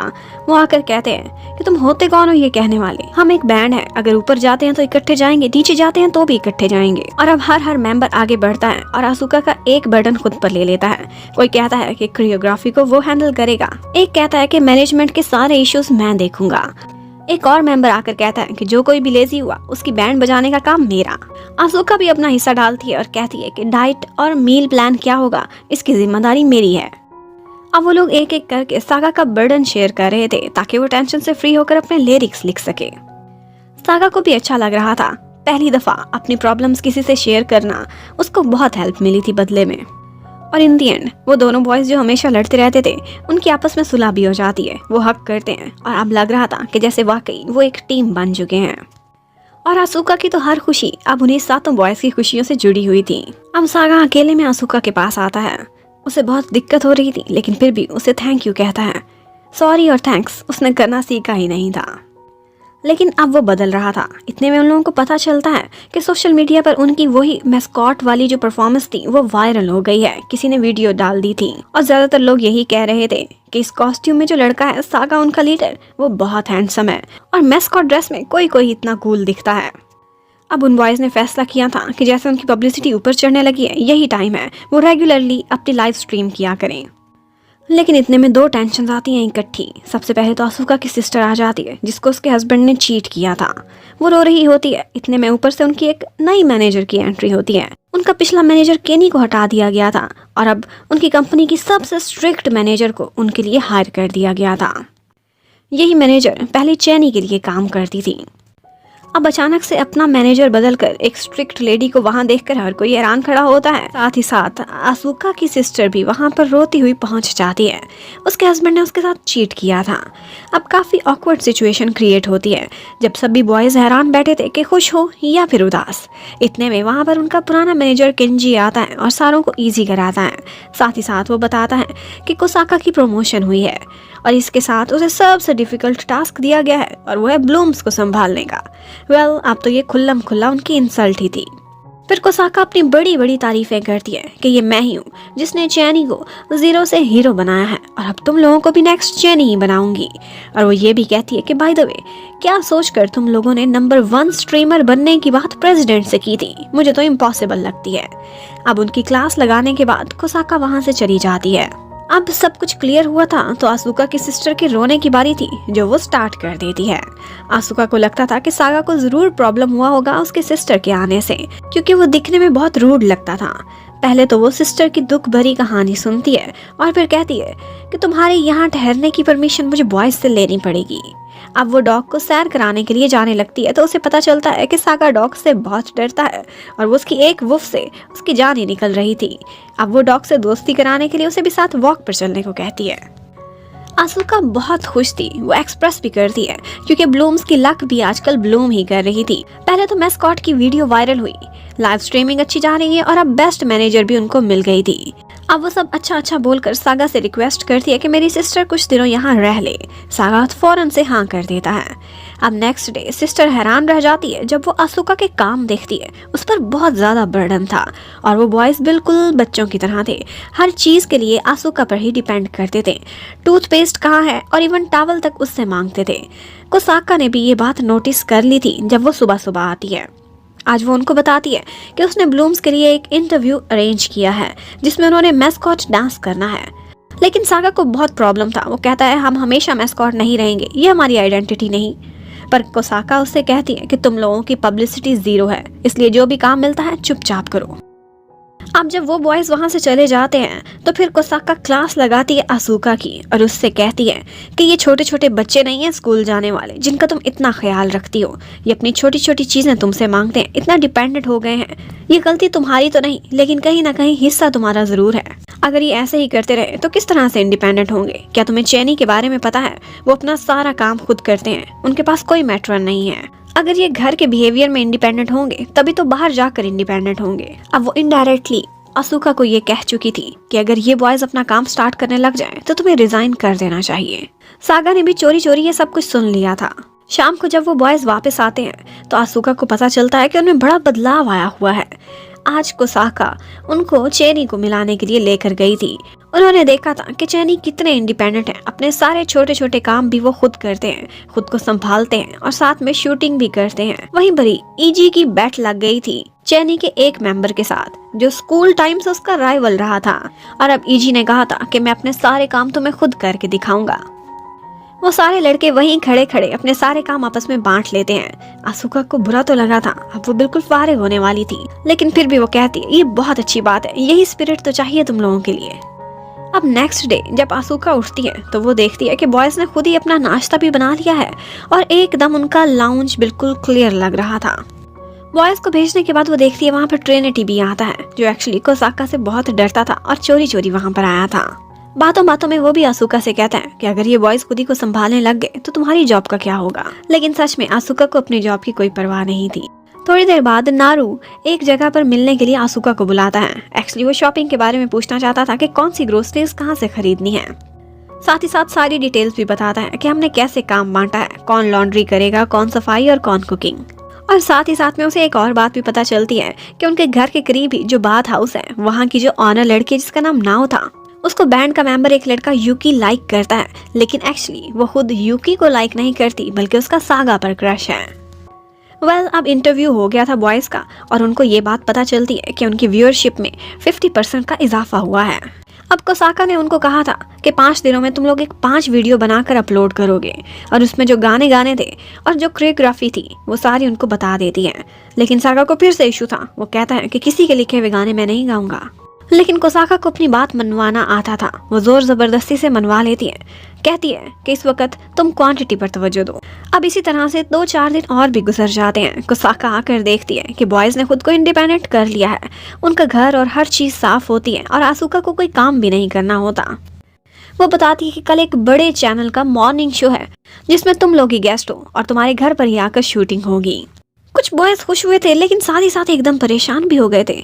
कहते हैं कि पूरा घर दिखाना होगा क्या। कोसाका कहती है ऑफ कोर्स, तुम्हें कोई प्रॉब्लम है। साथ ही साथ उनको ब्रीफ किया जाता है कि तुम लोग अपने सिग्नेचर मूव्स भी बनाओ और अपनी एक स्पेशल क्वालिटी भी बताओ जो सबसे यूनिक हो। अब सभी लोग खुश हो गए थे, आसुका भी साथ साथ में। इतने में उसकी सिस्टर कहती है कि मैं पैकिंग कर रही हूँ, आई थिंक मेरे जाने का टाइम हो गया है, बहुत दिन यहाँ रह लिया और अगर तुम्हें मेरी ज़रूरत पड़े तो तुम भी आ सकती हो, मेरे साथ वापस काम स्टार्ट करेंगे क्योंकि हस्बैंड से तो लड़ाई हो चुकी है। यहाँ पर भी मुझे लगता नहीं कि अब तुम्हारा काम चलने वाला है। अब आसुका डॉग को एक लास्ट वॉक कराना चाहती थी। साथ में सागा भी आता है। सागा उससे कहता है कि तुम फिर से अपने सपने पर गिव अप करने वाली हो। ये बात सागा को बिल्कुल अच्छी नहीं लगी थी। आसुका स्माइल करती है तो वो कहता है हर चीज को इडियट्स की तरह से स्माइल के पीछे मत छुपाया करो। क्या तुम्हें कोई फर्क नहीं पड़ता तुम्हारी जॉब चली जाए? और हमें ब्लूम करते देखने के सपने का क्या हुआ? हमारी सपोर्ट करने का क्या हुआ? अब वो कोई भी जवाब देती उससे पहले एक इमरजेंसी कॉल आ गई थी। घर में आकर देखते हैं तो घर का हाल ही खराब हुआ था। हर चीज उनके लिविंग एरिया में पड़ी हुई थी। एक्चुअली बॉयज ने इतने दिन कोई सफाई नहीं की थी, बस सामने सामने से साफ किया था और हर गंदगी उठाकर अपने बेडरूम के एक कोने में छुपा दी थी। ओवरलोड होने की वजह से उनकी वॉशिंग मशीन, डिश वॉशर, हर चीज खराब हुई पड़ी थी। अब कल इंटरव्यू के लिए जब अपना बेडरूम क्लियर कर रहे थे तो सारा सामान वो लोग लिविंग एरिया में ले आए और ऐसा मैस क्रिएट हुआ कि उनसे संभाले भी नहीं संभलता था। इतने में कोसाका भी वहां पर पहुंच जाती है और जब वो ये मैस देखती है तो किसी को भी कुछ एक्सप्लेन करने की जरूरत ही नहीं थी, वो सब समझ गई थी। वो आते ही कहने लगती कि तुम लोग चैनी कभी नहीं बन सकते। इस बात पर आसुका को गुस्सा आ गया था। वो कहती है कि ये चैनी बनेंगे भी नहीं, ये ब्लूम्स हैं, इनको चैनी बनाने की जबरदस्ती मत करो। ये जो भी हैं ऐसे ही ठीक है, बस यही कोशिश करो कि ये अपना बेस्ट दें। सागा को बहुत स्पेशल लगा था जिस तरह से आसुका उनके लिए बोलती थी, कभी खुद के लिए नहीं बोली थी। वो कहती है कि हर इंसान डिफरेंट होता है, अगर इनको सपोर्ट की जरूरत है तो मैं करने को तैयार हूँ, बस ये अपने काम पर तवज्जो दें और अपने टैलेंट को पॉलिश करें, यही इम्पोर्टेंट है। अब कोसाका से बदला तो सिस्टर के डॉग ने ले लिया था। उसने ऐसा डराया था कि उसकी कमर में ही बल पड़ गया था। आसुका अब उन सारों को इंटरव्यू की तैयारी करने को कहती है और घर में जो मेस क्रिएट हुआ था उसके लिए आसुका उसकी सिस्टर ही काफी थे, लेकिन फिर भी किंजी हेल्प के लिए अपने एक फ्रेंड को साथ ले आता है। वो सारे मिलकर घर को ऐसा नीट एंड क्लीन कर देते हैं कि पहचाना भी नहीं जाता। इंटरव्यू की तैयारी के लिए सागा अपने सारे फ्रेंड्स को वार्न कर देता है कि वहाँ पर चैनी का नाम कोई नहीं लेगा, अपने माइंड से निकाल दो चैनी को, तुम लोग ब्लूम हो और तुम अपने में बेस्ट हो। अब वो लोग अच्छी तरह से इंटरव्यू के लिए होमवर्क कर लेते हैं, किसने किस बारे में बात करनी है और किस तरह से हर चीज़ को ह्यूमर में उन्होंने कंट्रोल करना है, ये सिलेक्ट हो जाता है। अब नेक्स्ट डे एक बड़ी होस्ट उनके घर पर आई हुई थी। एक्चुअली इस होस्ट का नाम लिलीसा था और वो अंदर ही अंदर छुपी हुई उनकी एक फैन भी थी। उनका इंटरव्यू काफी अच्छा जा रहा होता है कि इतने में बाहर से शोर की आवाज आने लगती है और वो शोर मचा रहा था आसुका का जीजू, जो कि अपनी पत्नी को मनाने के लिए वहां पहुंचा हुआ था। वो काफी सॉरी करता है लेकिन उसके बाद अपनी हरकतों पर उतर आता है। कहता है कि देखो तुम्हारी एज भी ज्यादा है और मेरी भी, हमें और कोई कहाँ से मिलेगा, इसलिए जैसे भी है गुजारा करो। आसुका को गुस्सा आता है तो वो उसे भी सुनाने लगता है कि हमेशा जिंदगी में जब भी तुम्हें मुश्किल आई मैंने तुम्हारा साथ दिया, कोई बात नहीं, गलती हो जाती है, माफ कर देनी चाहिए। लेकिन मजे की बात है, सातों के सातों बॉयज वहाँ पर आसुका को सपोर्ट करने के लिए पहुंच जाते हैं। सबसे आगे बढ़ता है सागा, उसे अपने साथ खड़ा करके कहता है हम लोग अभी बहुत बिजी हैं, इसलिए बेहतर है तुम यहाँ से चले जाओ। कोसाका भी ये सारा कुछ देख रही थी और उसे मन ही मन में ब्लूम्स बहुत अच्छे लग रहे थे। अब यहाँ पर किंजी कहता है कि टाइम तो थोड़ा रह गया है इंटरव्यू का, क्यों ना हम लोगों का इनका अपना एक डांस और परफॉर्मेंस दिखाएं, जो इनकी नेचर है वो ही दिखाई जाए। और ये आइडिया सबको बहुत पसंद आया था। अब जब वो बॉयज लाइव स्ट्रीम कर रहे होते हैं तो कोसाका बिल्कुल शांत बैठी हुई थी, लगता है बहुत गुस्से में थी। वो कहती है सबको यहाँ बुलाया जाए और फिर सबके सामने खड़ा होकर वो उनसे माफी मांगती है और कहती है कि मुझसे गलती हो गई थी। आसुका बिल्कुल ठीक थी, शायद कभी कभी मैं कुछ ज्यादा ही स्ट्रिक्ट हो जाती हूँ, लेकिन मुझे समझना चाहिए कि हर कोई डिफरेंट होता है, इसलिए मैं अब अपने तरीके को बदलने की कोशिश करूंगी और सोचूंगी कि तुम गाइस को कैसे अच्छे से सेल किया जाए। फिर वो अकेले में आसुका से कहती है कि जब मैं नई नई इस जॉब में आई थी तो मुझे बहुत मुश्किल हुई थी, लेकिन अब मैंने तुमसे बहुत कुछ सीखा है। सिर्फ गुस्से में होना या खुद को स्ट्रिक्ट दिखाना ही अच्छा नहीं होता, बल्कि स्माइल भी करनी चाहिए, लीनियंट भी होना चाहिए। आसुका ने बाकी सब की तरह से कोसाका का भी दिल जीत लिया था। अब सिस्टर के वापस जाने का टाइम आ गया था और आसुका को भी कहीं जाने की कोई जरूरत नहीं थी। ये देखकर सागा भी खुश था। अब अगले दिन नाश्ता करते हुए वो बॉयज कहते हैं कि सारा काम तो हम खुद नहीं कर सकते, लेकिन थोड़ी थोड़ी हेल्प जरूर करेंगे। हम अपने बर्तन खुद ही रखा करेंगे, चीजों को भी नहीं बिखेरेंगे, इवन के लॉन्ड्री में भी आपकी हेल्प किया करेंगे। सागा आज सारा दिन बाहर रहा था, रात को भी लेट वापस आता है। आसुका उसको देख लेती है। जब वो आया होता है तो उसे वुफ करके डराने की कोशिश करती है, लेकिन सागा का कोई रिस्पॉन्स नहीं था। वो खामोशी से उठता है और एक तीर निशाने पर मारते हुए बोलता है कि अगर ये निशाने पर लग गया तो क्या तुम मुझे डेट करोगी।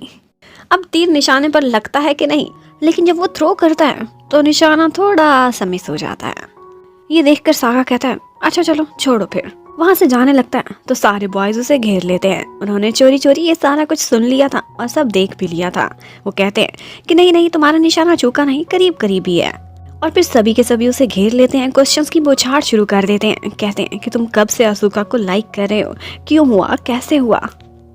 अब सागा इतने सारे क्वेश्चंस का एक ही जवाब देता है, कहता है ऐसी कोई बात नहीं, मैं उसे लाइक नहीं करता, तुम लोगों को कोई मिसअंडरस्टैंडिंग हुई है। और फिर सारी कहानी सुनाता है, बताता है कि मैंने जो सॉन्ग राइट किया था वो सुनवाने के लिए आज मैं प्रेसिडेंट के पास गया था। उन्हें सॉन्ग पसंद तो आया था, लेकिन उन्होंने कहा था इसमें कुछ ऐसा स्पेशल नहीं कि ये तुम्हें नंबर 1 पर ले जाए। और फिर उन्होंने मशवरा दिया था कि तुम एक लव सॉन्ग राइट करो। अब लव सॉन्ग, इस बारे में उसने कभी सोचा नहीं था, रोमांस के बारे में वो जानता नहीं था, इसलिए वो अपनी रिसर्च करने के लिए डेटिंग प्लेसेस पर जाना चाहता था। अकेला कैसे जाता, इसलिए एक ही लड़की उसकी नजर में आई और वो थी आसुका। उसे अपने साथ डेट पर ले जाना चाहता था, लेकिन सिर्फ रिसर्च करने के लिए। अब आसुका भी ये सुनकर हैरान रह जाती है कि कोई रिसर्च के लिए भी डेट पर जाता है क्या। अब अकेले में जाकर नारू सागा से पूछता है कि क्या सच बताऊं, तुम्हें आसुका के लिए कोई फीलिंग्स भी नहीं है। लेकिन सागा फौरन से इनकार कर देता है, कहता है ना तो मैं उसे लाइक करता हूँ, ना ही उसे नफरत करता हूँ, मैं तो न्यूट्रल हूँ, न्यूट्रल। और ये सब कहा था मैंने सिर्फ लव की इंस्पिरेशन लेने के लिए। अब उसके बाद वो सारे बॉयज रात को इकट्ठे हो जाते हैं अपने ही बेडरूम में और एक दूसरे को अपनी अपनी लव स्टोरीज सुनाने लग जाते हैं, ताकि कुछ तो आइडिया मिले, कुछ तो क्लिक करे सागा को लव सॉन्ग लिखने के लिए। अब हर कोई अपना अपना एक्सपीरियंस शेयर कर रहा था, लेकिन वो बेचारे सदा के सिंगल ही थे। उनकी लव स्टोरीज एक से बढ़कर एक थी। एक ने तो लास्ट टाइम डेट किया था जब वो क्लास 2 में था, और एक तो ऐसा था जिसे गर्ल्स नहीं बल्कि बॉयज में ज्यादा इंटरेस्ट लगता था, और तीसरे की तो कहानी ही निराली थी। वो जिस लड़की को भी गर्लफ्रेंड बनाना चाहता था उसका राइवल आकर उसे चुरा कर ले जाता था। इन शॉर्ट ये लव स्टोरी नहीं बल्कि दुख भरी और टूटे दिल की कहानियां ही लग रही थी। अब सागा को लग रहा था कि यहाँ पर बैठना फजूल है, इससे तो मेरा माइंड बिल्कुल भी काम नहीं करेगा लव की साइड।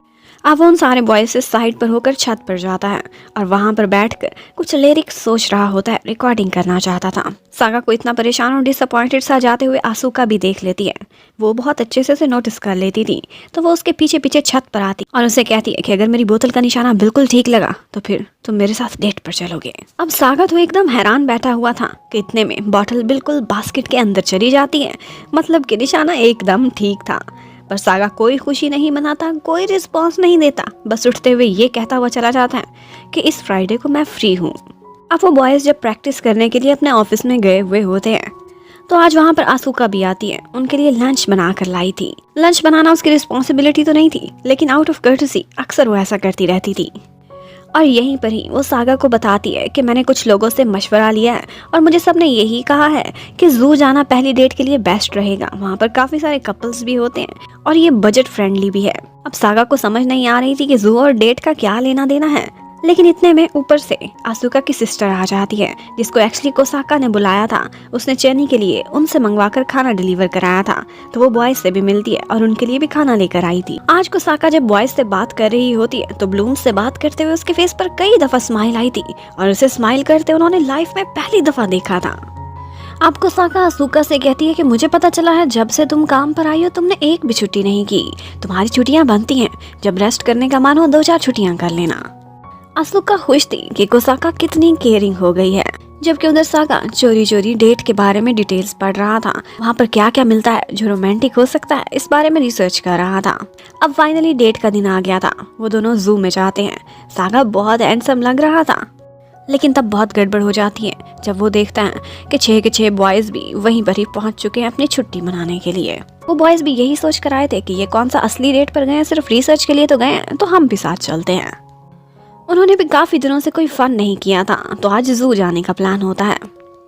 लेकिन उन्हें साथ देखकर सागा का मूड बहुत खराब हो गया था। उसका ना तो वहाँ घूमने फिरने का मन कर रहा था, ना ही कुछ खाने का। ऑफ कोर्स मूड तो खराब होगा। अब कबाब में 1 नहीं 2 नहीं बल्कि पूरी 6 हड्डियां आ चुकी थी और उन बॉयज को देखकर उसे कोई भी रोमांस की या लव की फीलिंग्स आ ही नहीं रही थी। आसुका जब यहाँ पर बॉयज की बार बार फोटोज ले रही होती है तो उसने भी नोटिस किया था कि सागा का मूड बहुत ऑफ हो गया है। तो वो एक बहाने से सारे बॉयज को सामने बिठाती है और कहती है कि हम यहाँ पर स्प्लिट कर जाते हैं, जिसका जहाँ इंटरेस्ट हो वो उस साइड पर चला जाए। वो इतनी अच्छी लीडर थी, इतने अच्छे से ब्रीफ करती थी कि यहाँ पर उसके मुंह से निकल जाता है कि इसकी वजह ये है क्योंकि मैं एक टीचर भी हूँ। वो फॉर्मर टीचर है, ये सुनकर सारे ही हैरान रह गए थे। वो कहती है क्या सागा ने तुम लोगों को नहीं बताया, मैं उसके स्कूल की टीचर थी। सागा एम्बेरस होता है और कहता है मुझे तो याद भी नहीं है, पता नहीं तुम थी टीचर के नहीं थी। वेल इन दी एंड सारे बॉयज इधर उधर चले जाते हैं, लेकिन फिर भी एक नारू था जो अभी भी उनको चिपक कर खड़ा हुआ था। सागा का बहुत मूड खराब हो जाता है और वो खुद को रिफ्रेश करने के लिए वहाँ से साइड पर कुछ ड्रिंक लेने के बहाने चला जाता है। अब पीछे अकेले में नारू आसुका को कहता है कि क्या तुम वही टीचर हो जो इसको म्यूजिक क्लास में मिली थी, जिसने इसे इनकरेज किया था। आसुका सुनकर हैरान थी। यहाँ पर नारू बताता है कि तुम उसके लिए बहुत स्पेशल थी। तुमने उस वक्त उसे जो जो बातें बोली थी वो गलती से उसके रिकॉर्डर में सेव हो गई थी। अब जब भी वो लाइफ में खुद को डाउन फील करता था तो अपनी उसी टीचर की बातें निकाल कर सुनता था। मीन्स इन शॉर्ट आसुका सागा की लाइफ को बहुत इन्फ्लुएंस करती थी। वो कहता है कि तुम उसके लिए बहुत स्पेशल हो। वो यही बातें कह रहा होता है कि ऊपर से सागा भी आकर ये सब सुन लेता है। सागा को बुरा लगा था। वो अपना ये राज नहीं चाहता था कि आसुका तक पहुंचे। वो कहता है मैंने देखा है तुम बहुत बदल चुकी हो। जब तुम स्कूल में होती थी तब एक डिफरेंट इंसान थी और अब जब यहाँ पर मैट्रन बनकर आई हो तो बिल्कुल डिफरेंट हो चुकी हो। आसुका ये सुनकर एकदम परेशान हो जाती। वो काफी डिसअपॉइंट हुई थी, लेकिन एक्चुअली डिसअपॉइंट होने की जरूरत नहीं थी। सागा का मतलब था अच्छे मीन्स कि उसमें अच्छा बदलाव आया है। लेकिन वो कोई भी बात उसे एक्सप्लेन कर पाता उससे पहले ही उनका एक फ्रेंड खो जाता है और वो सारे लोग उस तरफ को चले जाते हैं। उधर सिस्टर को दिखाते हैं। चैनी को जब से उसने खाना डिलीवर किया था उन्होंने सोशल मीडिया पर डाला था और तब से उसके तो वारे नयारे हो गए थे। उसके लिए बहुत सारे कस्टमर्स आ रहे थे और इतने ऑर्डर्स आते थे कि उससे हैंडल भी नहीं होते थे। और अब उसने एक फेस्टिवल पर थोड़े दिन के लिए स्टॉल लगाने जाना था। उसको हेल्प की जरूरत थी तो आसुका भी अपनी 3-4 छुट्टियां लेकर वहाँ चली जाती है। सागा को आसुका की बहुत कमी फील हो रही थी। उसे तो घर घर ही नहीं लगता था उसके बिना, लेकिन वो बिल्कुल खामोश रहता है। रोजाना आकर देखता है कि कोई गुड मॉर्निंग कहने वाला नहीं, कोई नाश्ता बनाने वाला नहीं। जैसे ही वो ऑफिस से वापस घर को आता था तो उसे छत देखते ही घर सूना सूना लगने लग जाता था और उसका मन ही नहीं करता था कि वो इस घर में जाए। किचन में हर जगह उसे आसुका की यादें आने लगती हैं, कहीं कहीं बैठी हुई भी नजर आती है। लेकिन सागा की तो नेचर ही नहीं थी कि वो अपनी बात किसी से भी शेयर करता। वो खामोश रहता है, लेकिन बाकी सारे बॉयज दिल खोल कर कहते हैं कि हम आसुका को बहुत मिस करते हैं। उसका बनाया हुआ नाश्ता ही हमारे लिए स्पेशल था। आज उनकी एजेंसी में ही कोसाका उनको कहती है कि मैं तुम सारे बॉयज को लंच ट्रीट पर लेकर जाना चाहती हूँ, लेकिन सागा का कोई मन नहीं था। वो जाता ही नहीं है और कोई बहाना करके एक्सक्यूज करके निकल जाता है। जब वो बाहर जाता है तो उसे वहाँ पर नाव दिखाई देती है, वही बाथ हाउस वाली लड़की। वो उससे एक रिक्वेस्ट करता है कि मुझे एक फेवर चाहिए और उसको एक कबर्ड जाकर दिखाता है किचन में, जो हमेशा खोलने में आसुका को दिक्कत होती थी। वो वही कबर्ड उसके लिए फिक्स कराना चाहता था। वो नाव के थ्रू वो फिक्स करा लेता है। अब इसी को तो कहते हैं किसी की खामोशी से उसकी केयर करना। सागा को काफी खुशी होती है कि वो आसुका की कुछ तो हेल्प कर सका। यहाँ पर एक फ्रेंड उसके पास आता है और उससे कहता है कि मैंने देखा है तुम भी असूका को बहुत मिस करते हो, तभी तो उसके लिए किचन में कबर्ड फिक्स करा रहे हो, लेकिन कभी भी अपनी फीलिंग्स को एक्सप्रेस क्यों नहीं करते, तुम बोलना क्यों नहीं सीखते, हम भी तो सब बोलते हैं। वो उसको यही समझाता है कि दिल में बातें ना रखा करो, इस तरह से बोझ बनता है, एक्सप्रेसिव होना चाहिए तुम्हें। अब उसकी ये बात जब सागा सुनता है उसे क्लिक कर जाती है और वो वहीं से दौड़ता हुआ जाता है और भागता भागता उसी फेस्टिवल में पहुंच जाता है जहाँ पर असूका ने स्टॉल लगाया हुआ था। असूका मुड़ती है, अचानक से उसे वहाँ खड़ा देखकर वो हैरान रह जाती है। यहाँ पर सागा अपने दिल की हर बात कहता है, मुझे पता है तुमने गलत मतलब निकाला था, बल्कि मैंने तो ये बोला था कि तुम अब बदल गई हो, लेकिन अच्छे मीनिंग्स में। तुम अब पहले से भी ज्यादा वार्म हो चुकी हो। स्टार्ट में मैं तुमसे रूड इसलिए हुआ करता था, मैं खुद में डिसअपॉइंट था। तुमने मेरे से इतनी उम्मीदें लगाई थी कि मैं एक आइडल बनूंगा, मुझे इतना इनकरेज किया था, लेकिन मैं कुछ भी ना बन सका, मैं तो जीरो हो गया। और उसे कहता है कि तुम कल भी मेरे लिए जितनी स्पेशल थी आज भी वैसी ही स्पेशल हो। और फिर उससे सुलह करने के लिए उसे खुद को हक करने को बोलता है। असूका हैरान रह गई थी, उसे समझ नहीं आ रही थी कि क्या करूं। हक करना भी चाहती थी, पास आती है डरते डरते, लेकिन आगे से सागा इतना कस के उसे हक करता है कि यहाँ पर तो असूका की धड़कन ही रुक गई। हक करने के बाद वो फौरन से वहाँ से भाग जाता है। असूका बस उसे देखती रह जाती है कि ये हो क्या गया है। अब वो फौरन से घर पहुंचा था। अब उसे इंस्पिरेशन मिल गई थी, उसे लिरिक्स ज़हन में आ रहे थे कि उसने लव सॉन्ग में क्या लिखना है। वो सारी रात बैठकर लिखता रहता है और जब सुबह होती है तो उसका एक सॉन्ग बिल्कुल रेडी था। और इसके साथ ही उसे गुड मॉर्निंग की आवाज सुनाई देती है जो असूका की थी, वो वापस लौट आई थी। हर कोई उसे देखकर बहुत खुश था। असूका सागा को थैंक्स भी करती है उसके लिए कबर्ड ठीक कराने के लिए। अब उसके बाद जब शाम को वो छत पर काम कर रही थी तो सागा ऊपर आता है। असूका वहाँ से जाने लगती है कि शायद ये प्रैक्टिस करने के लिए आया है, लेकिन वो उसे बुलाकर अपने पास बिठाता है। कहता है, मैं गाना लिख चुका हूँ और तुम्हें वो पहली इंसान हो जिसे मैं लव सॉन्ग सुनाना चाहता हूँ। वो गाना बहुत ऑसम था, प्रेसिडेंट को भी बहुत पसंद आता है और उसके सारे साथ के बॉयज को भी। उसके बाद वो लोग वो गाना रिकॉर्ड करा देते हैं। उन्हें बहुत उम्मीदें थी कि इस गाने के बाद उनकी रैंकिंग बहुत अप जाएगी और इसकी काफी सारी पब्लिसिटी भी की गई थी। असूका को भी वो गाना दिल को छू गया था। जब भी वो ये गाना सुनती थी सागा उसे देखता रहता था। नारू ने एक दफा पूछा था सागा से कि क्या तुम असूका को लाइक करते हो। वो आज जवाब देता है, कहता है कि मुझे सिर्फ इतना ही पता चला है, वो मेरे लिए स्पेशल है और अब मैं न्यूट्रल नहीं हूँ। अब फाइनली वो दिन आ जाता है जब बॉयज बैंड्स की रैंकिंग का रिजल्ट आता है। रैंकिंग अपडेट हुई थी, हर किसी की दिल की धड़कनें तेज थी। असूका को भी घर पर कॉल आती है रैंकिंग के बारे में बताने के लिए। वो घबरा गई थी और बहुत नर्वस थी। और फिर उसे पता चलता है कि उनका सॉन्ग मेलोडी नंबर 87 पर है। रैंकिंग काफी बिलो थी। सब बॉयज एकदम उदास हो जाते हैं। वो सोचते हैं कि थोड़ा ही अरसा बचा है, हम इतना ऊपर कैसे जाएंगे, कैसे नंबर 1 पर आएंगे। लेकिन अगर कोई अभी भी ऑप्टिमिस्टिक था तो वो थी असूका। वो कहती है कि अभी भी हमारे पास समय है, हम कोशिश करेंगे, हिम्मत नहीं हारेंगे। कोसाका का भी यही ख्याल था। वो कहती है मैं हर हद तक जाऊंगी इन बॉयज को नंबर 1 लाने के लिए। असूका को पता था कि बॉयज एकदम उदास बैठे होंगे। वो फौरन से उनके लिए एक अच्छा सा लंच प्रिपेयर करके लाती है। वो अपनी तरफ से हर कोशिश करती है ताकि इन बॉयज को चीयर अप कर सके। उसी समय सागा खड़ा होता है और कहता है कि अभी भी हमारे पास टाइम है, हम हिम्मत नहीं हारेंगे। और वो सभी बॉयज फिर मिलकर अपने लिए आइडिया सोचने लगते हैं कि किस तरह से वो रैंकिंग में अप हो सकते हैं। उन्होंने यही फैसला किया था कि अपना कॉन्ट्रैक्ट रिन्यू करने के लिए आखिरी बॉल तक लड़ेंगे। अब लंच के साथ ड्रिंक्स लेने के लिए नारू और सागा जाते हैं। नारू उससे कहता है, तुमने लास्ट टाइम क्या कहा था, असूका मेरे लिए स्पेशल है, क्या तुम उसे लाइक करने लगे हो, प्यार में पड़ गए हो।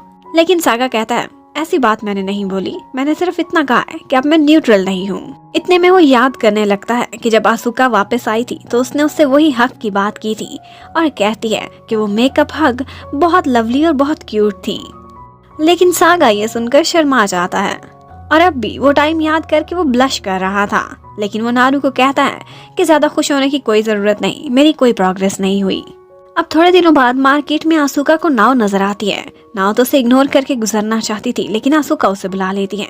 एक्चुअली नाव उससे जेलस हो रही थी क्योंकि उसे पता चल गया था कि सागा इसकी केयर करता है और इसी के लिए उसने उससे कबर्ड बनवाई थी।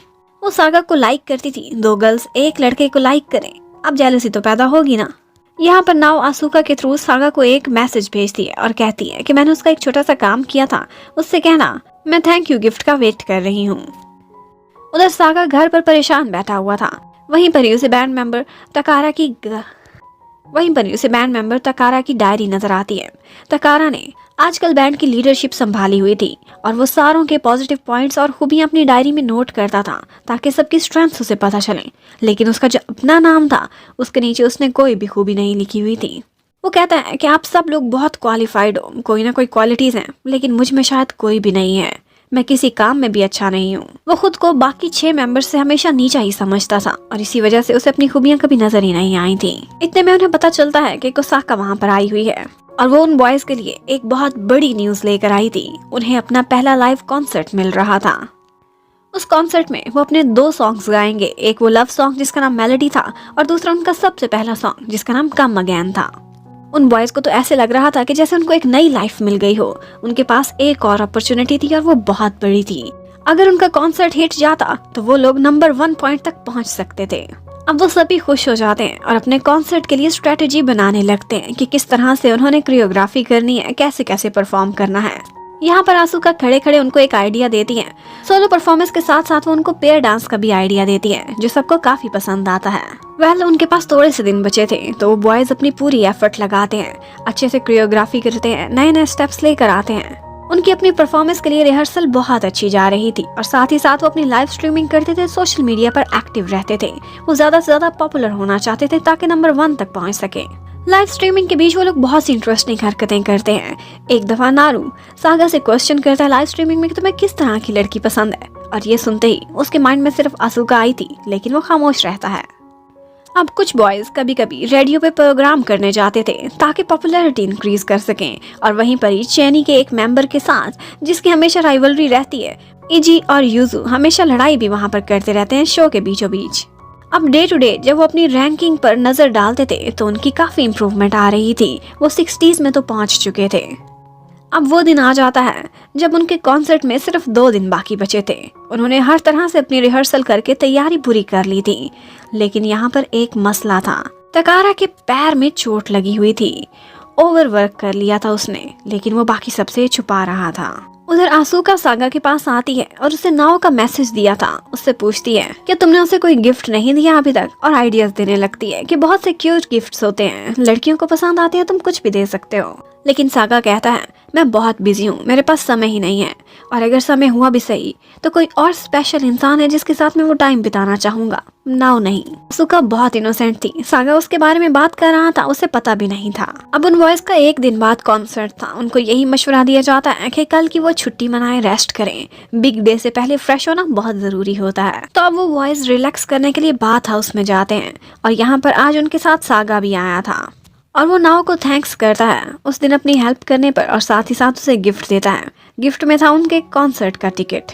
नाओ खुश हो जाती है, कहती है शॉर्ट नोटिस पर दिया है एक दिन पहले, लेकिन फिर भी मैं जरूर आऊंगी। लेकिन उसी समय उनके बीचों बीच इजी आ जाता है जिसका नाओ पर क्रश था, और वो कहने लगता है सागा को कि इसके बारे में सोचना भी मत। लेकिन सागा को तो वाकई कोई इंटरेस्ट नहीं था। उधर टकारा जब घर वापस जा रहा होता है तो उसी समय उसकी इंजरी में ज्यादा पेन होना स्टार्ट हो जाती है। उसने इतने दिनों से जो छुपाया था, अब वो सबसे पहले तो आसुका को पता चलता है। वो परेशान हो गई थी कि इस पैर के साथ तुम कैसे परफॉर्म करोगे, लेकिन वो डर के मारे किसी को भी नहीं बता रहा था। वो किसी को मायूस नहीं करना चाहता था। लेकिन इतने में बाकी बॉयज भी ऊपर से पहुंच जाते हैं। सागा कहता है खुद को फोर्स करने की कोई जरूरत, चोट के साथ तुम अपना 100% नहीं दे पाओगे, और वो उसको फौरन से पकड़ते हैं और हॉस्पिटल ले जाते हैं। वो बहुत उदास था क्योंकि उसे डॉक्टर ने 2 हफ्ते रेस्ट करने को कहा था, और कॉन्सर्ट कल था। अब वो उस कॉन्सर्ट में पार्टिसिपेट नहीं कर पाएगा। वो बहुत दुखी हो जाता है। यहाँ पर बाकी दोनों फ्रेंड्स उसके पास आते हैं और कहते हैं हम लोग बैंड हैं, एक ही टीम के मेंबर्स, हम सारे ही स्टेज पर जाएंगे, तुम भी हमारे साथ होगे, तुम्हें हम निकालेंगे नहीं। क्या हुआ अगर तुम खड़े नहीं हो सकते, हम बाकी के 6 तो बैठ सकते हैं, हम तुम्हारे साथ बैठ कर ही परफॉर्म करेंगे। अब वो बॉयज घर जाते हैं और अपनी कोरियोग्राफी में थोड़ी सी चेंजिंग्स करते हैं और उसको सिटिंग पोजीशन में कन्वर्ट कर देते हैं। फाइनली कॉन्सर्ट की शाम आ चुकी थी। बहुत से लोग वहाँ पर आए हुए थे, जिसमें लिलीसा भी थी जो खुद एक सेलिब्रिटी थी और छुप छुपा कर उनका कॉन्सर्ट देखने आई थी क्योंकि वो उनकी फैन थी। नाओ और आसुका भी पहुंचे हुए थे, और बॉयज को पता चलता है कि ये साथ में लाइव ब्रॉडकास्ट भी की जाएगी और प्रेसिडेंट इसको लाइव ही देखेंगी। अब उनका फ्यूचर इसी परफॉर्मेंस पर डिपेंड करता था कि इसके बाद उनकी रैंकिंग कितनी ऊपर जाती है। अब उन बॉयज की स्टेज पर एंट्री होती है। वो सब लोग चेयर्स पर बैठे हुए थे और वो सबको बताते हैं कि एक्चुअली टकारा के साथ कौन सा हादसा हुआ था जिसकी वजह से उन्होंने कोरियोग्राफी को चेंज किया है। उसके बाद वो लोग अपनी परफॉर्मेंस स्टार्ट कर देते हैं। तकारा तो सारा टाइम बैठा रहा था, बाकी लोग उसके साथ बैठ भी जाते थे और कभी खड़े होकर भी परफॉर्म करते थे, लेकिन उन्होंने कभी भी उसे आइसोलेट नहीं होने दिया था। उनकी परफॉर्मेंस दोनों गानों पर बहुत जबरदस्त जाती है। यहाँ पर एक दफा वो आसुका को देखकर स्माइल करता है और नाओ बहुत जेलस हो जाती है सागा को उसकी तरफ देखते हुए। अब वो बॉयज तो घर चले गए थे, जबकि आसुका बाकी लोगों के साथ डिनर करने बाहर जाती है। यहाँ पर कोसाका उससे पूछती है, क्या तुम्हें कभी किसी से जेलसी फील नहीं हुई?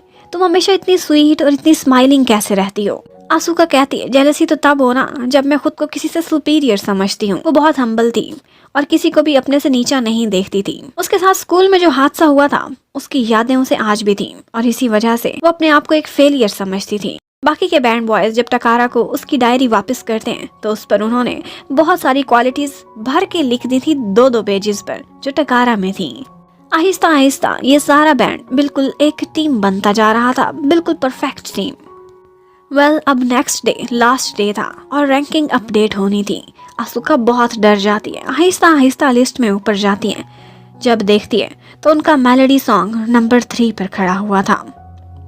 ये देखकर वो उदास हो गई थी। साथ ही में सागा की कॉल आती है। वो रो पड़ती है, लेकिन रोते रोते से कह रही थी, कोई बात नहीं, लाइफ यहाँ खत्म नहीं होती। लेकिन सागा उससे कहता है, क्या तुमने देखा है रैंकिंग में अच्छे से? और फिर हमें पता चलता है कि उनका मेलोडी सॉन्ग तो 3रे नंबर पर था, लेकिन कम अगेन फर्स्ट आया था। वो लोग रैंकिंग में टॉप पर थे, उनका गोल अचीव हो चुका था। सागा उससे कहता है, मैं अभी के अभी तुम्हें देखना चाहता हूँ। और फिर वो दौड़ता हुआ सीधा घर की तरफ आने लगता है। आसुका भी एकदम रेडी होकर बाहर गेट पर ही खड़ी हुई थी। वो दोनों एक दूसरे के आमने सामने आते हैं, लेकिन सागा उसकी तरफ आगे बढ़ता उससे पहले ही नाव आकर उसको हक कर लेती है और कांग्रेस करने लगती है। वो जाते जाते नाव को क्लियर करता जाता है कि देखो, तुम मुझे अच्छी लगती हो, लेकिन उस सेंस में नहीं, इसलिए प्लीज कोई उम्मीदें ना रखना। अब वो दौड़ता हुआ सीधा जाता है आसुका के करीब और उससे ये सब कुछ एक्सप्लेन करने की कोशिश करता है। कहता है कि प्लीज कोई मिसअंडरस्टैंडिंग अपने दिल में ना लेना, मैं नाव के लिए कोई फीलिंग्स नहीं रखता और तुम्हें नॉर्मल होने का प्रिटेंड करने की कोई जरूरत नहीं। सारे काम छोड़ो और मेरी तरफ देखो। और लगता था कि इसके बाद वो उसे अपनी सारी फीलिंग्स एक्सप्रेस करने ही वाला है कि ऊपर से सारे बॉयज पहुंच जाते हैं और कहते हैं कि हम घर आ गए। और आसुका उन सारों को कांग्रेट्स करती है। उनका कॉन्ट्रैक्ट रिन्यू होने वाला था, हर कोई बहुत खुश था और इसमें आसुका को थैंक्स भी करते हैं क्योंकि उसका बहुत बड़ा हाथ था उनको इनकरेज करने में। अब ब्लूम्स का एरा स्टार्ट होने वाला था। उन लोगों को बहुत सारे इंटरव्यूज और शोज में बुलाया जाता है। इतने सारे कॉन्सर्ट्स भी उनको मिलते हैं क्योंकि वो नंबर 1 बैंड बन चुके थे स्ट्रीमिंग में। उन्हें थोड़े दिनों के लिए अपने इस घर से मूव करना पड़ेगा। और जाते जाते सागा आसुका को कहता है कि जो बात हमारी बीच में रह गई है, जब मैं फारिग होकर आऊंगा मेरा वेट करना, मैं बहुत अच्छे से सारा कुछ सेटल करूंगा। फिर हमें दिखाते हैं कि इसी तरह से 3 महीने बीत चुके हैं। ब्लूम्स बहुत बड़ी सेलिब्रिटी बन चुके हैं जापान में। उनको इतना सारा काम मिलता है कि उनको फुर्सत भी नहीं मिलती थी अपने घर लौटने की। वो कभी फोटो शूट कर रहे होते थे, कभी किसी मैगजीन को इंटरव्यू दे रहे होते थे, तो कभी ब्रांड एम्बेसडर बने थे। उनका कॉन्ट्रैक्ट रिन्यू हो जाता है और कोसाका कहती है कि ये एक बिगनिंग है, एंडिंग नहीं। यहाँ से ब्लूम्स की तरक्कियों का एक नया चैप्टर स्टार्ट होगा। एक दफा उनका एक इंटरव्यू हो रहा होता है। उसी बीच उनके एक मेंबर यूकी के मुंह से निकल जाता है कि हमारा एक 8वां मेंबर था, आई विश कि वो आज भी हमारे साथ होता। लेकिन बाकी सारे मेंबर्स उसे चुप करा देते हैं। यहाँ पर हमें ये भी पता चलता है कि 3 महीने से उनमें सबसे ज्यादा बिजी सागा था, जो उनके लिए नए गाने लिख रहा था। आसुका तो आजकल ज्यादातर टाइम फ्री ही रहती थी क्योंकि बॉयज ने हॉस्टल में वापस आना ही नहीं होता था। वो अक्सर समय अपनी सिस्टर के साथ बिताती थी। यहाँ पर उसकी सिस्टर उसे बातों बातों में कहती है कि क्या सागा के साथ तुम्हारा रिलेशनशिप कोई आगे बढ़ा, कोई प्रोग्रेस तो हुई होगी। आसुका हैरान थी। फिर हमें पता चलता है कि उसकी सिस्टर ने उन दोनों को हक करते हुए देख लिया था। वो कहती है वो बहुत क्यूट हक था। लेकिन आसुका कहती है कि ये ब्लूम्स के लिए, स्पेशली सागा के लिए बहुत क्रूशियल टाइम है। मैं उसे डिस्ट्रैक्ट नहीं करना चाहती। वैसे भी मेरी औकात ही क्या है, वो इतनी बड़ी सेलिब्रिटी और मैं सिर्फ एक मेड। अब जब वो घर वापस आती है तो देखती है कि एक केक उसके घर के बाहर बिखरा पड़ा है। ये किसने किया था ये तो पता नहीं चलता। अब थोड़ी देर बाद कुछ बॉयज तो घर वापस आ जाते हैं, बाकी सारे लेट थे। यहाँ पर यूकी आसुका को बताता है कि आजकल नाव बहुत गुस्से में होती है, उसका मूड खराब होता है क्योंकि तकरीबन 3 महीने हो चुके सागा बाथ हाउस पर कभी आया ही नहीं है। उसने उसकी शक्ल भी नहीं देखी। और फिर आसुका को पता चलता है कि उन बॉयज की नेक्स्ट परफॉर्मेंस सागा के स्कूल में है। वो वहाँ पर एक कॉन्सर्ट करेंगे। इसी स्कूल में तो आसुका ने भी पढ़ा था। वो लोग उसे इनवाइट करते हैं कि तुम भी वहाँ ज़रूर आना, लेकिन वहाँ से आसुका की अच्छी यादें नहीं जुड़ी हुई थी। वो स्कूल को छोड़कर भाग गई थी। वो उनसे एक्सक्यूज़ कर लेती है और इसके बाद यूकी बताता है कि मैंने अपने 8वें मेंबर रोयुस्की को भी मैसेज किए हैं और उसने मुझे रिप्लाई किया है। वो कहता है कि मैं भी स्कूल में कॉन्सर्ट देखने ज़रूर आऊँगा। लेकिन एक और मेंबर ऊपर से आता है, उसे ये बात बिल्कुल भी अच्छी नहीं लगी थी। वो कहता है कि रोयुस्की का अब हमसे कोई रिश्ता नहीं, वो हमें छोड़कर चला गया था, अब तुम उसे क्यों बुलाते हो। और इसी बात पर उन दोनों बॉयज़ की आपस में लड़ाई हो जाती है। वह आसुका को पता चलता है कि सागा भी आज घर आने वाला है और वो चाहता है कि आसुका के हाथ का डिनर खाए। फ्रिज में कुछ नहीं पड़ा था, वो ग्रोसरीज लेने के लिए बाहर भाग जाती है। बीचों बीच रेन आ गई थी और इस बारिश में कोई उसे बचाने के लिए पहुंच जाता है और वो कोई और नहीं बल्कि सागा था। उससे कहता है कि तुम एहतियात क्यों नहीं करती, अम्ब्रेला नहीं लेकर आई। अब आसुका तो बहुत शर्मा रही थी, बार बार उसके छाते से निकलने की कोशिश करती है, लेकिन वो उसे वापस अंदर बुला लेता है। यहाँ पर रोयुस्की की बात होती है तो सागा उसे कहता है कि ये वही लड़का था जो हर वक्त क्लास में मेरे साथ बैठा करता था, वो उसका हाई स्कूल फ्रेंड था। और उसके बताने पर रोयुस्की आसुका को भी याद आ जाता है, वो उनकी टीचर रही थी। आसुका एक्सक्यूज करती है कि तुम लोगों का वो परफॉर्मेंस जो स्कूल में होगा वो मैं देखने के लिए नहीं आ पाऊंगी। तो आगे से सागा कहता है तुम्हारी खातिर हम लाइव स्ट्रीम कर देंगे, तुम ज़रूर देखना उसे। इतने में कुछ गर्ल्स वहाँ पर सागा के पीछे आने लगती हैं, लेकिन वो एक साइड पर आसुका को अपने साथ छुपा लेता है ताकि कोई उनको देख ना सके। लेकिन आसुका को अच्छा नहीं लग रहा था। उसे लगता था कि अगर लोगों को ये बात पता चली कि ये एक मेड के इतना क्लोज हो रहा है, सोशल मीडिया पर इस पर क्रिटिसाइज करेंगे। जब वो लोग घर पहुँचते हैं तो उन्हें पता चलता है कि वहाँ पर काफ़ी तोड़फोड़ हुई है और कुछ लोगों ने पत्थर भी फेंके हैं। ये कौन था, एक थे या एक से ज़्यादा, ये पता नहीं चलता। लेकिन इस सिचुएशन में फौरन से कोसाका पहुंच जाती है। उनकी मैनेजर थी और उनकी सुरक्षा का ख्याल रखना उसकी जिम्मेदारी थी। वो सेलिब्रिटीज थी, उनको फौरन से कहती है कि पैक करो, जब तक ये इशू पुलिस रिजॉल्व नहीं करती तुम लोग होटल में रहोगे। सागा को आसुका की फिक्र हो रही थी। आसुका को कहा जाता है कि तुम थोड़ी दिन अपनी सिस्टर की तरफ मूव कर जाओ, सैलरी तुम्हें मिलती रहेगी। लेकिन आसुका नहीं मानती। वो कहती है कि इस जगह का ख्याल रखना ही मेरी जिम्मेदारी, मैं यहीं रहूंगी। डिनर तो वो बना नहीं पाई थी, उसके फ्रिज में सिर्फ राइस बॉल्स पड़े थे, लेकिन सागा को किसी और के हाथ के बने पसंद नहीं आते थे। आसुका को वो कहता है तुम किसी और में नहीं हो, ये याद रखना, तुम बहुत स्पेशल हो। अब होटल में जाकर सागा काफी परेशान था आसुका के लिए। वो कहता है कि पता नहीं क्या सिचुएशन हो जाती है, जब भी मैं उससे सीरियसली कोई बात करना चाहता हूँ कोई ना कोई ऊपर से आ जाता है या फिर मैं खुद ही हेजिटेट कर जाता हूँ। मैं हिम्मत ही नहीं इकट्ठी कर पा रहा कि किसी तरह से आसुका से बात करूँ। इतने में पता चलता है कि यूकी और इजी की लड़ाई हो गई है। इजी अपने स्टडीज पर ज्यादा तवज्जो देने लगा था, एक सर्टिफिकेट लेना चाहता था। यूकी को लगता था कि ये अपना 100% बैंड को नहीं दे पा रहा, क्योंकि उसे लग रहा है अभी भी कि ब्लूम्स का फ्यूचर नहीं, ये अपना एक साइड प्लान बी सेव करना चाहता है। लेकिन सागा सारे हालात को कंट्रोल करके सबको शांत कराता है और कहता है कल की परफॉर्मेंस पर तवज्जो दो। अब नेक्स्ट डे स्कूल की मैनेजमेंट उन बॉयज बैंड से मिलने के लिए आती है। उनके साथ 2 टीचर थे, उनमें से एक टीचर हिस्ट्री का था जो सागा का टीचर रहा था। वो उसे इतना सक्सेसफुल देखकर बहुत खुश होता है।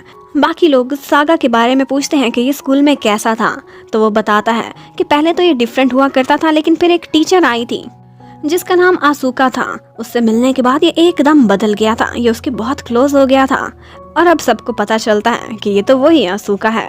वो उस टीचर को बताते हैं कि वो अभी हमारी मेट्रन है। हिस्ट्री टीचर ये सुनकर एकदम सरप्राइज रह जाता है और कहता है प्लीज मुझे एक दफा आसुका से मिलवा दो। उधर आसुका को दिखाया जाता है उसने उसी क्रिमिनल को पकड़ लिया था जो दोबारा घर पर हमला करने आया था। वो कोई और नहीं बल्कि रोयुस्की था, उनका 8वां मेंबर। और जैसे ही वो उनको छोड़कर गया था, अब जब बैंड मेंबर्स उसे बार बार कांटेक्ट कर रहे थे, उसे बुरा लग रहा था कि अब ये मुझे चिढ़ाना चाहते हैं। अब मैं अनएम्प्लॉयड हूँ और वो लोग एक सेलिब्रिटी बन चुके हैं। वो जेलस में आकर ये सब कुछ कर रहा था। इतने में सारे लोग ऊपर से पहुंच जाते हैं और उस पर गुस्सा करने लगते हैं। वो कहता है कि बेशक पुलिस को बुलाना है तो बुला लो, लेकिन साथ ही साथ सबको ये क्लियर भी कर जाता है कि मैं सागा की वजह से छोड़कर नहीं गया था, बल्कि मुझे ऐसा लगता था कि ये बैंड एक फेलियर है। मैं तो सागा को भी कहता था कि ब्लूम्स को छोड़ो और कोई और जॉब तलाश करते हैं, लेकिन सागा ने किसी को भी ये बात नहीं बताई थी ताकि सारे लोग उसको दोष ना देते रहें। जो जाने वाला था वो चला गया, उसको बाद में बुरा भला नहीं कहना चाहिए। अब उन बॉयज़ के साथ वही टीचर भी वहाँ पर आया था। वो यहाँ पर आसुका से आकर सॉरी करता है किसी बात से और बस थोड़ी सी उनकी फॉर्मल सी इंट्रोडक्शन होती है और फिर वो चला जाता है। लेकिन लग रहा था कि जैसे आसुका उसके लिए काफी स्पेशल है। अब शाम को वो सातों बॉयज इकट्ठे बैठते हैं। यूकी सबसे सॉरी करता है कि मुझे उससे कांटेक्ट नहीं करना चाहिए था, मैंने गलती की। और सबको यही लग रहा था कि सागा कितना महान है, वो हमेशा खुद ही अपने ऊपर सारा ब्लेम लेता रहा, लेकिन उसने कभी सच्चाई नहीं बताई थी किसी को। उन सबको यही लगता था कि उनका बैंड अगर आज खड़ा हुआ है तो सागा के बल पर, क्योंकि उसने सबको यूनाइटेड रखा और वो ही सबसे ज्यादा एफर्ट भी करता है। उसके बाद सागा आता है आसुका के पास और उससे कहता है कि अगर मैं कभी भी तुम्हें अनकंफर्टेबल फील कराता हूँ तो उसके लिए मैं सॉरी करना चाहता हूँ। पहले मैं बहुत रूड था, उसके लिए भी अपोलोजाइज करता है। आसुका उसके सामने बिल्कुल नॉर्मल रहती है, लेकिन सच्ची बात ये थी कि जो भी सागा कहता था हर बात उसके दिल को छू जाती थी। उसके बाद वो सातों बॉयज परफॉर्मेंस के लिए स्कूल जाते हैं, जबकि आसुका जाकर मिलती है रोयुस्की से। वो उससे कहती है कि मैं तुम्हारी फीलिंग्स को समझ सकती हूँ। इंसान जब हार जाता है तो उसे बहुत बुरा लगता है, और उसे सिखाने लगती है और कहती है कि अगर कल को तुम्हें ऐसा लगे कि तुमने बुरा सलूक किया किसी से या फिर नेगेटिविटी को अपने ऊपर हावी होने दिया तो तुम ही पछताओगे। अगर तुम अपने दिल की शांति चाहते हो तो अभी भी टाइम है, इनसे सुलह कर लो, ये सब तुम्हारे फ्रेंड्स हैं। रोयुस्की कहता है कि तुम मुझे ये सब क्यों बता रही हो? तो आगे से आसुका कहती है इसलिए क्योंकि मैं भी डिप्रेशन से गुजर चुकी हूँ। कहीं से भागने की क्या फीलिंग्स होती हैं मैं अच्छे से समझ सकती हूँ। उधर ब्लूम्स की परफॉर्मेंस अपने स्कूल में स्टार्ट हो चुकी थी, जबकि उसी समय रोयुस्की और आसुका भी स्कूल की तरफ भागते हुए आ रहे थे। आसुका तो पीछे रह जाती है, लेकिन रोयुस्की पहुँच जाता है। यहाँ पर किंजी उसे देख लेता है और उसका पूरा साथ देता है और कहता है तुम स्ट्रॉन्ग बन सकते हो, क्योंकि वो अच्छे से वो फीलिंग समझ सकता था। उसने उन बॉयज के साथ स्टेज पर होना था, लेकिन आज वो सिर्फ एक क्राउड बन गया था, एक आम इंसान। वो सारा समय याद करता रहता है जब वो बॉयज इकट्ठे हुआ करते थे, लेकिन अब उसकी किस्मत कुछ और थी, इनके साथ जुड़ी नहीं थी। लेकिन फिर भी वो पॉजिटिव रहता है। वो उनके लिए खुश था कि वो लोग सक्सेसफुल हुए। उसके बाद वो मिलकर उन सारों से अपोलोजाइज करता है और यहाँ पर ईजी भी मानता है। वो कहता है मुझे अभी भी इनसिक्योर फील होता था, बिल्कुल वैसे ही जैसे रोयुस्की को होता था, और इसीलिए ही मैं प्लान बी बनाकर अपना एक सर्टिफिकेट ले रहा था, लेकिन मुझे गलती रियलाइज हो गई है।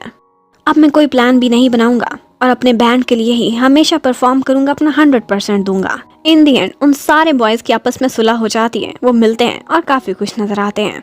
इतने में यहाँ पर रोयुस्की उनको बताता है कि आसुका भी आई थी, वो कहीं रास्ते में रह गई। सागा समझ जाता है कि स्कूल से उसकी डिप्रेशन की यादें जुड़ी हैं। वो फौरन से भागता हुआ जाता है, उसकी हेल्प करने के लिए उसका साथ देना चाहता था। और वो जाकर देखता है तो एक जगह पर आसुका डरी हुई बैठी थी और बस रोए जा रही थी। सागा आकर उसका हाथ पकड़ता है, उसका साथ देता है। सुका बॉयज बैंड के पीछे पीछे जब अपने पुराने स्कूल आने की कोशिश करती है तो उसको बहुत ज़्यादा डिप्रेशन हो जाता है। वो वहीं पर बैठी रो रही होती है कि यहाँ पर सागा आता है उसकी हेल्प करने के लिए, उसका हाथ पकड़ता है, उसे संभालना चाहता था।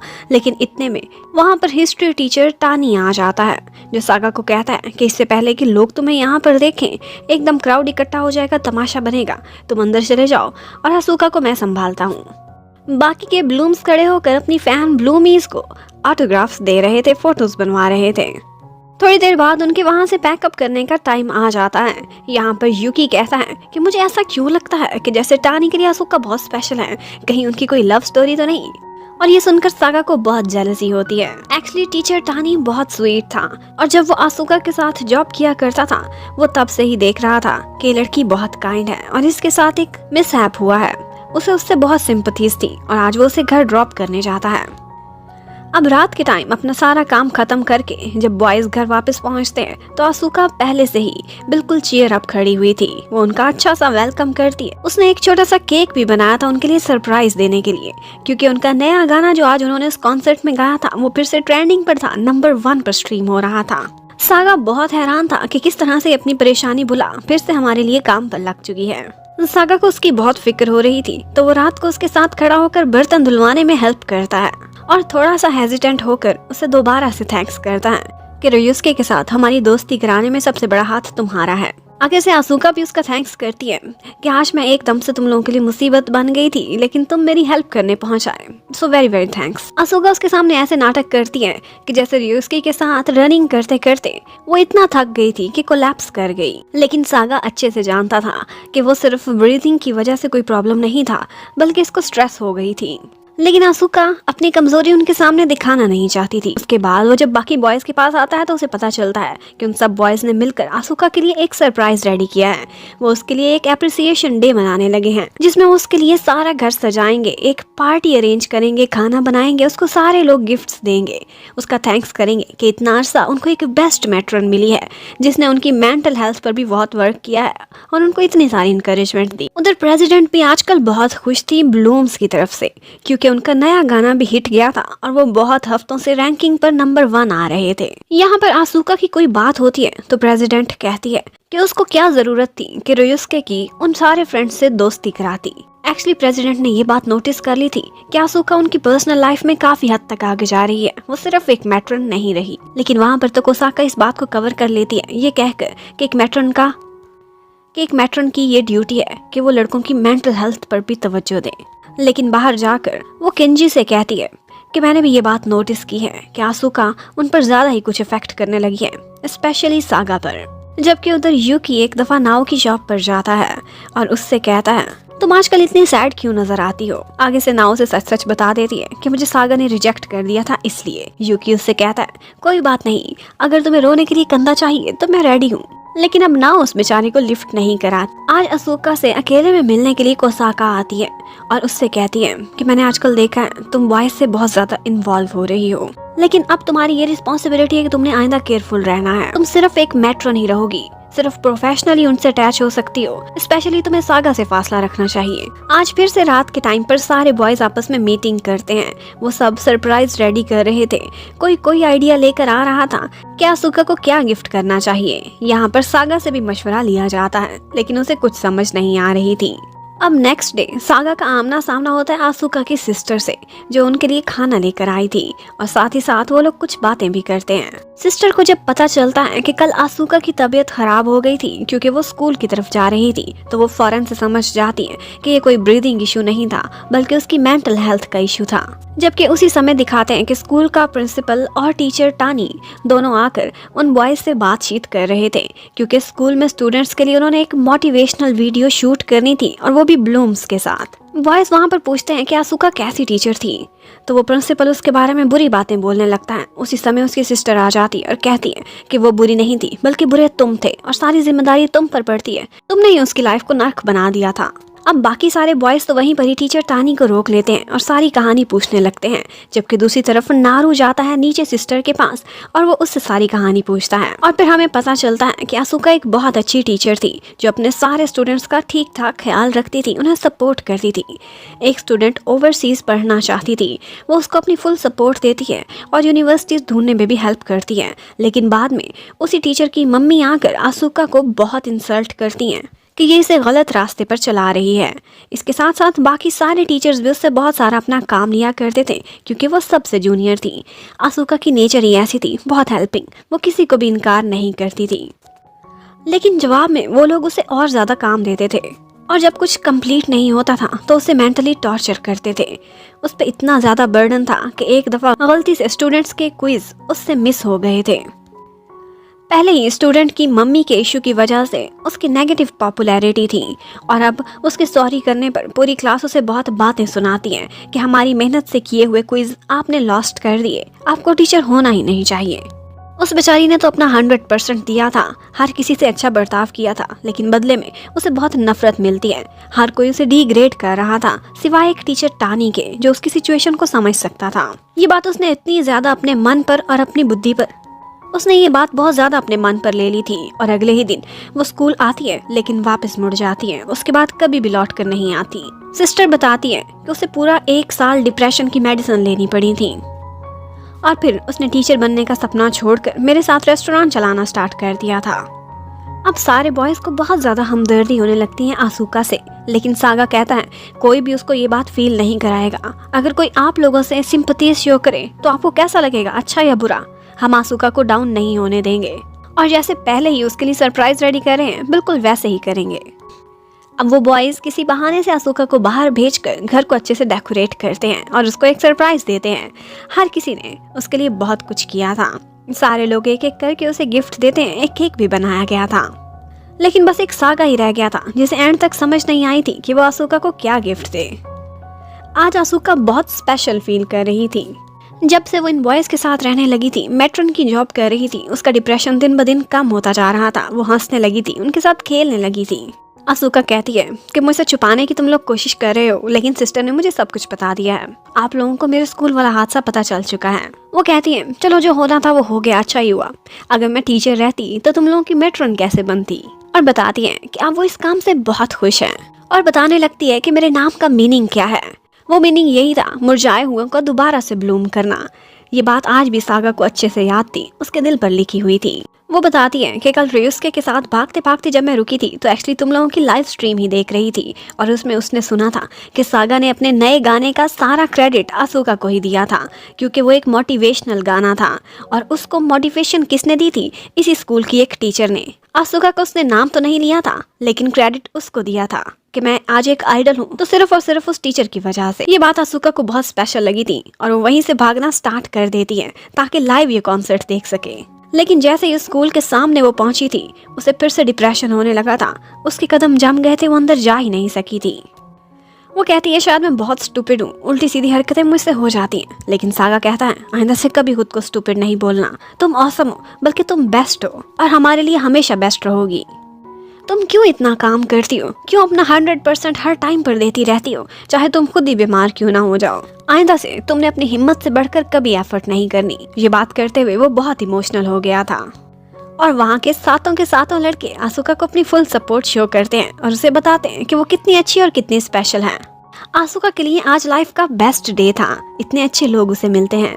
वो वहाँ पर शाम को खड़ी ड्रिंक कर रही होती है कि सागा ऊपर से आता है। वो उससे कहता है कि सॉरी, मैं तुम्हारे लिए कोई गिफ्ट नहीं लेकर आया। मैं बहुत देर सोचता रहा गिफ्ट के बारे में भी और तुम्हारे बारे में भी। और फिर उसे खींच कर अपने क्लोज करता है और कहता है आई लाइक यू आसुका।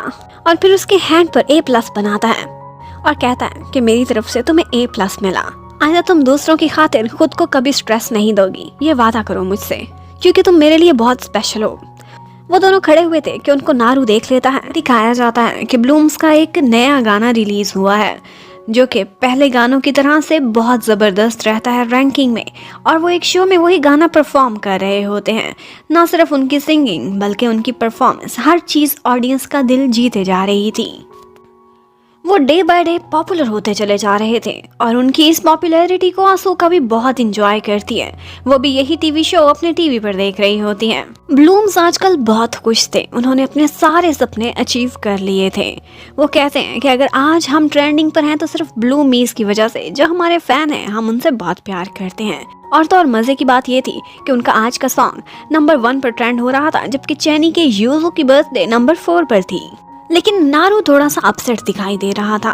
फिर हमें फ्लैशबैक में दिखाते हैं कि उसने कल छत पर मिलते हुए देखा था आसुका को और उसके साथ सागा को। जब सागा उसको A+ दे रहा था, आसुका और वो दोनों फैसला करते हैं कि वो हमेशा चाहे जितना ही बिजी स्केड्यूल क्यों ना हो जाए, वीकेंड में एक दफा इसी तरह से मिलेंगे और एक दूसरे को मोटिवेट करेंगे, A+ देंगे। वो दोनों तो बहुत खुश नजर आ रहे थे, लेकिन नारू थोड़ा सैड हो गया था। उसके बाद आसुका को आज टीचर टानी ने एक जगह पर मिलने के लिए बुलाया था। वो काफी अरसे बाद एक दूसरे को फिर से देख रहे थे। टीचर टानी उससे बताता है कि मैंने उस स्कूल में जॉब छोड़ दी है, अब मेरा भी वहाँ पर मन नहीं लगता था, वहाँ की स्ट्रिक्टनेस की वजह से। और वो एक और बात भी कहता है कि जब भी आसुका उन 7 बॉयज का जिक्र करती है कि वो कैसा काम कर रहे हैं, तो उसकी आंखें ऐसे ही चमक उठती हैं जैसे वो अपने स्टूडेंट्स के बारे में पहले बात किया करती थी। टीचर टानी उसे कहता है कि मैंने अब वो बदल कर एक नए स्कूल में पढ़ाना शुरू किया है जो बिल्कुल फ्री स्टाइल स्कूल है, यूजुअल स्कूल से बहुत डिफरेंट। आसुका काफी हैरान होती है और वो उससे कहता है कि तुम भी एक नजर डालो, तुम्हें ऐसे स्कूल्स बहुत पसंद आएंगे। आसुका का ध्यान इस साइड पर नहीं था, उसे नहीं पता था कि आजकल इस तरह के स्कूल्स भी खुले हुए हैं, लेकिन उसे ये देखकर काफी खुशी होती है। उसे फ्री स्टाइल स्कूल्स का आइडिया बहुत पसंद आया था। फिर शाम को घर का सीन दिखाया जाता है। आजकल सारे बॉयज बहुत बिजी रहते थे।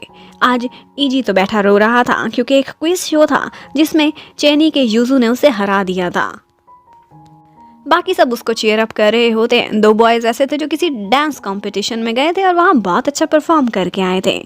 मीन्स ओवरऑल उनकी सब की सिचुएशन बहुत अच्छी जा रही थी। इतने में वहाँ पर प्रेसिडेंट और कोसाका आ जाती हैं और उनसे कहती हैं कि हमें बार बार ब्लूमीज की तरफ से डिमांड हो रहा है, एक लाइव कॉन्सर्ट चाहिए, तो हमें भी देना चाहिए फैंस को।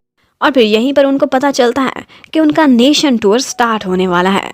वो पूरे जापान में अब अपने कॉन्सर्ट्स करेंगे और जिसका स्टार्ट होगा एक कॉन्सर्ट से जो कि टोक्यो के सबसे बड़े एवेन्यू में होने वाला था। ब्लूम्स ये सुनकर बहुत खुश हो जाते हैं, उनका सबसे बड़ा सपना आज पूरा होने वाला था। और इसके साथ ही प्रेसिडेंट आसुका के पास आती है और उससे कहती है कि याद है तुमने मुझे 1000 ब्लूमीज इकट्ठा करने का चैलेंज किया था। 1000 नहीं, अब तो पता नहीं कितने 1000 हो चुके हैं। वेल, मैं तुम्हारे काम से बहुत खुश हूँ, तुम एक अच्छी मेट्रन साबित हुई हो। उन्होंने बहुत मीनिंगफुल वर्ड्स में उसकी तारीफ की थी। आसुका खुश हो जाती है। उसके बाद एक वीक और गुजर गया था और सागा और आसुका के मिलने का टाइम आ गया था। वो दोनों छत पर बैठे एक दूसरे को A+ दे रहे थे, मोटिवेट कर रहे थे, टाइम स्पेंड कर रहे थे। वो दोनों एक दूसरे के साथ बहुत खुश नजर आते हैं। वो सारा टाइम तो बिजी रहते थे, तो आसुका उसे सब कुछ बताती है कि यह हफ्ता उसका कैसे गुजरा और उसने क्या क्या नया देखा। वो ब्लूम्स की सक्सेस से बिल्कुल इसी तरह खुश थी जैसे अपने किसी स्टूडेंट की सक्सेस से होते हैं। नारू बैंड में होने के साथ साथ अभी अपनी स्टडीज भी करता था। एक दिन वो होमवर्क कर रहा होता है तो आसुका उसकी एक गलती भी निकालती है। आसुका बहुत स्वीट थी, उसे उसकी स्टडीज के लिए भी मोटिवेट करती है, लेकिन वो देखती है कि नारू आजकल बहुत अंडर प्रेशर है। अब नारू को ये परेशानी शुरू हो जाती है कि बाकी सब में तो बहुत फैसिनेटिंग टैलेंट्स हैं, लेकिन मुझ में कुछ भी ऐसा खास नहीं जो आउटस्टैंडिंग हो, इसलिए मैं हर फील्ड में मेहनत करता रहता हूँ। आसुका उससे पूछती है, तुम सबसे ज्यादा एंजॉय किस चीज को करते हो? वो बताता है कि पहले मुझे वीडियोस बनाने का शौक हुआ करता था, मैं डायरेक्टर बनना चाहता था। इसकी स्टडीज़ को भी मैं बहुत इंजॉय करता हूँ। आसुका उससे कहती है, बस फिर अगर कोई प्लान ना हो तो वही करना चाहिए जो इंसान इंजॉय करता है। तुम क्यों नहीं इसके कोर्सेज लेते, क्यों नहीं इसमें ट्राई करते? आसुका नारू के साथ काफ़ी खुश बैठी हुई होती है। ऊपर से सागा आता है और वो जब नहाने जाता है तो उसका मुंह काफ़ी बन जाता है। अब नारू सागा के पीछे पीछे आता है और उससे कहता है, तुम ऑब्वियस जेलस नज़र आ रहे हो, जेलस टाइप के हो ना? सागा तो शॉक्ड रह जाता है। वो उससे कहता है कि मैंने पिछली दफ़ा तुम लोगों को छत पर बातें करते हुए सुन लिया था, मुझे तो कोई प्रॉब्लम नहीं, मैं तो तुम दोनों को सपोर्ट करता हूँ। लेकिन अगर घर में से किसी और ने तुम्हारे फेस पर इस तरह की जेलसी देख ली तो सब पहचान जाएंगे, और अगर मेरे अलावा कोई और हुआ तो बहुत बड़ा ड्रामा क्रिएट होगा। कोई एक्सेप्ट नहीं करेगा कि तुम्हारा हमारी मेट्रन के साथ चक्कर चल रहा है। सागा ने भी देख लिया था कि थोड़े दिनों से नारू परेशान है, और वो उसके फ़ोन पर एक दिन देखता है तो उसकी नज़र पड़ती है कि ये वीडियो एडिटिंग और डायरेक्शन के बारे में सर्च कर रहा है। ये प्रोफेशनल डायरेक्टर भी बनना चाहता है। तो अब नेक्स्ट डे उनके ऑफिस में वो लोग यही प्लान कर रहे होते हैं कि किस तरह से उनके नए आने वाले कॉन्सर्ट्स की चेन को प्रमोट किया जाए। यहाँ पर सागा आइडिया देता है क्यों ना एक ऐसी म्यूज़िक वीडियो बनाई जाए जो प्रमोशन करे, इस बल पर कि उसके डायरेक्टर भी हम में से कोई एक हो। ये काम काफ़ी प्रोफेशनल होने वाला था। उनकी फिल्म मेकिंग टीम उनकी हेल्प करेगी, लेकिन कौन डायरेक्टर बनेगा? सागा फौरन से नारू के पास जाता है और कहता है, मुझे लगता है तुम कर सकते हो। अब नारू को उसकी पसंद की अपॉर्चुनिटी मिल रही थी। वो बहुत खुश हो जाता है और अपनी बेस्ट देने का कहता है। अब इसी तरह से काम स्टार्ट हो जाता है। नारू को एक्स्ट्रा वर्क करना पड़ता था, लेकिन ये काम उसकी पसंद का था, इसीलिए उसे खुशी होती थी। उनके आने वाले गाने की वीडियो बहुत मैच्योर होनी चाहिए, क्योंकि वो मैच्योरिटी से रिलेटेड ही एक लव सॉन्ग था। अब नारू फैसला करता है कि इसकी शूटिंग किसी नेचर वाली प्लेस पर की जाए, जैसा कि बीच वगैरह पर। अब इसी तरह से समय गुजरता चला जा रहा था। सागा एक दिन नज़र डालता है तो सोचता है कि हम लोगों की किस्मत कितनी अच्छी रही है। थोड़े अरसे पहले हमें अपने फ्यूचर का पता ही नहीं था, और अब हम बहुत सक्सेसफुल हो रहे हैं। उसे यकीन ही नहीं आ रहा था कि ये एक सपना है कि हकीकत। वो एक दिन आसुका से आकर कहता है कि मुझे डर लगता है कभी कभी, इतना सुंदर और इतना परफेक्ट ये सब कैसे हो सकता है? इतनी ज़्यादा सक्सेस हमें लाइन में मिल रही है, मैं डरता हूँ कि कहीं किसी दिन कुछ बुरा ना हो जाए। लेकिन आसुका उसको हिम्मत दिलाती है और उसको फिर से A+ दे रही होती है। अब सागा भी उसे A+ देने वाला था कि यहीं पर ही यूकी उनको देख लेता है, और वो देखते ही नीचे गिर जाता है। वो वहाँ पर सोने के लिए आया था क्योंकि नीचे सारे लोग शोर मचा रहे थे कुछ प्रैक्टिस करने के चक्कर में। लेकिन वो कहता है, मैं अभी सारों को जाकर बताता हूँ, मैं अनाउंस करने वाला हूँ। सारे ब्लूम्स को वो इकट्ठा कर लेता है और शोर मचाता है। अब सागा से हर कोई एक्सप्लेनेशन मांग रहा था। नारू कहता है, तुम्हारी किस्मत बहुत ख़राब है, तुम वर्स्ट मेंबर से पकड़े गए हो, ये पूरा स्पीकर है। अब वो लोग इसी बात से हैरान थे कि नारू को भी पता था। क्या ये सच है? सागा कहता है, ये सच है कि मैं आसुका को लाइक करता हूँ, लेकिन इससे ज़्यादा और कुछ भी नहीं। बस हम एक दूसरे को इनकरेज करने जाते हैं, हम डेट नहीं कर रहे हैं अभी, ना ही हम कपल हैं। अब यूकी उससे पूछता है, क्या मतलब तुम दोनों ने डेट नहीं की, तुम लोगों ने किस भी नहीं की क्या? सागा शर्मा जाता है, कहता है ऐसा कुछ भी नहीं है। अब बाकी सारे मेंबर्स बहुत इम्प्रेस होते हैं और कहते हैं, तुम लोगों का प्यार कितना प्योर है, लस्ट के बगैर। सागा सिर्फ और सिर्फ पॉजिटिव एनर्जी के लिए उसके पास जाता था, सिर्फ समय बिताता था। वो कहते हैं, हमें कोई भी प्रॉब्लम नहीं, हमें आसुका भी बहुत अच्छी लगती है, हम तुम दोनों के लिए बहुत खुश हैं। और इसके साथ साथ उनके इस प्योर और क्यूट से लव को वो अपनी बहुत सारी ब्लेसिंग्स भी देते हैं और विशेस भी। वो ये भी बोलते हैं कि हम इसे एक सीक्रेट रखेंगे। अब उसके बाद म्यूजिक वीडियो शूट करने का दिन आ जाता है। यूकी जाता है नाव के पास और उसे बताता है कि क्या तुम आज हमारी शूटिंग देखने के लिए आओगी, देखो हम बीच पर जा रहे हैं। लेकिन यूकी को लगता था कि अभी तक मूव ऑन नहीं कर सकी, लेकिन नाव कहती है कि मैं सागा को बुला चुकी हूँ। अब घर के बाहर बॉयज वेट कर रहे थे। केंजी ने उनके लिए वैन लेकर आनी थी, लेकिन आज केंजी बहुत अजीब तरीके से वैन चला रहा था। उनको डर लगता है कि कहीं हम में ना ठोक दे। लेकिन जब वैन का दरवाजा खुलता है तो अंदर केंजी नहीं बल्कि ड्राइवर आसुका बैठी हुई थी। वो सारे उसे देखकर हैरान रह गए थे।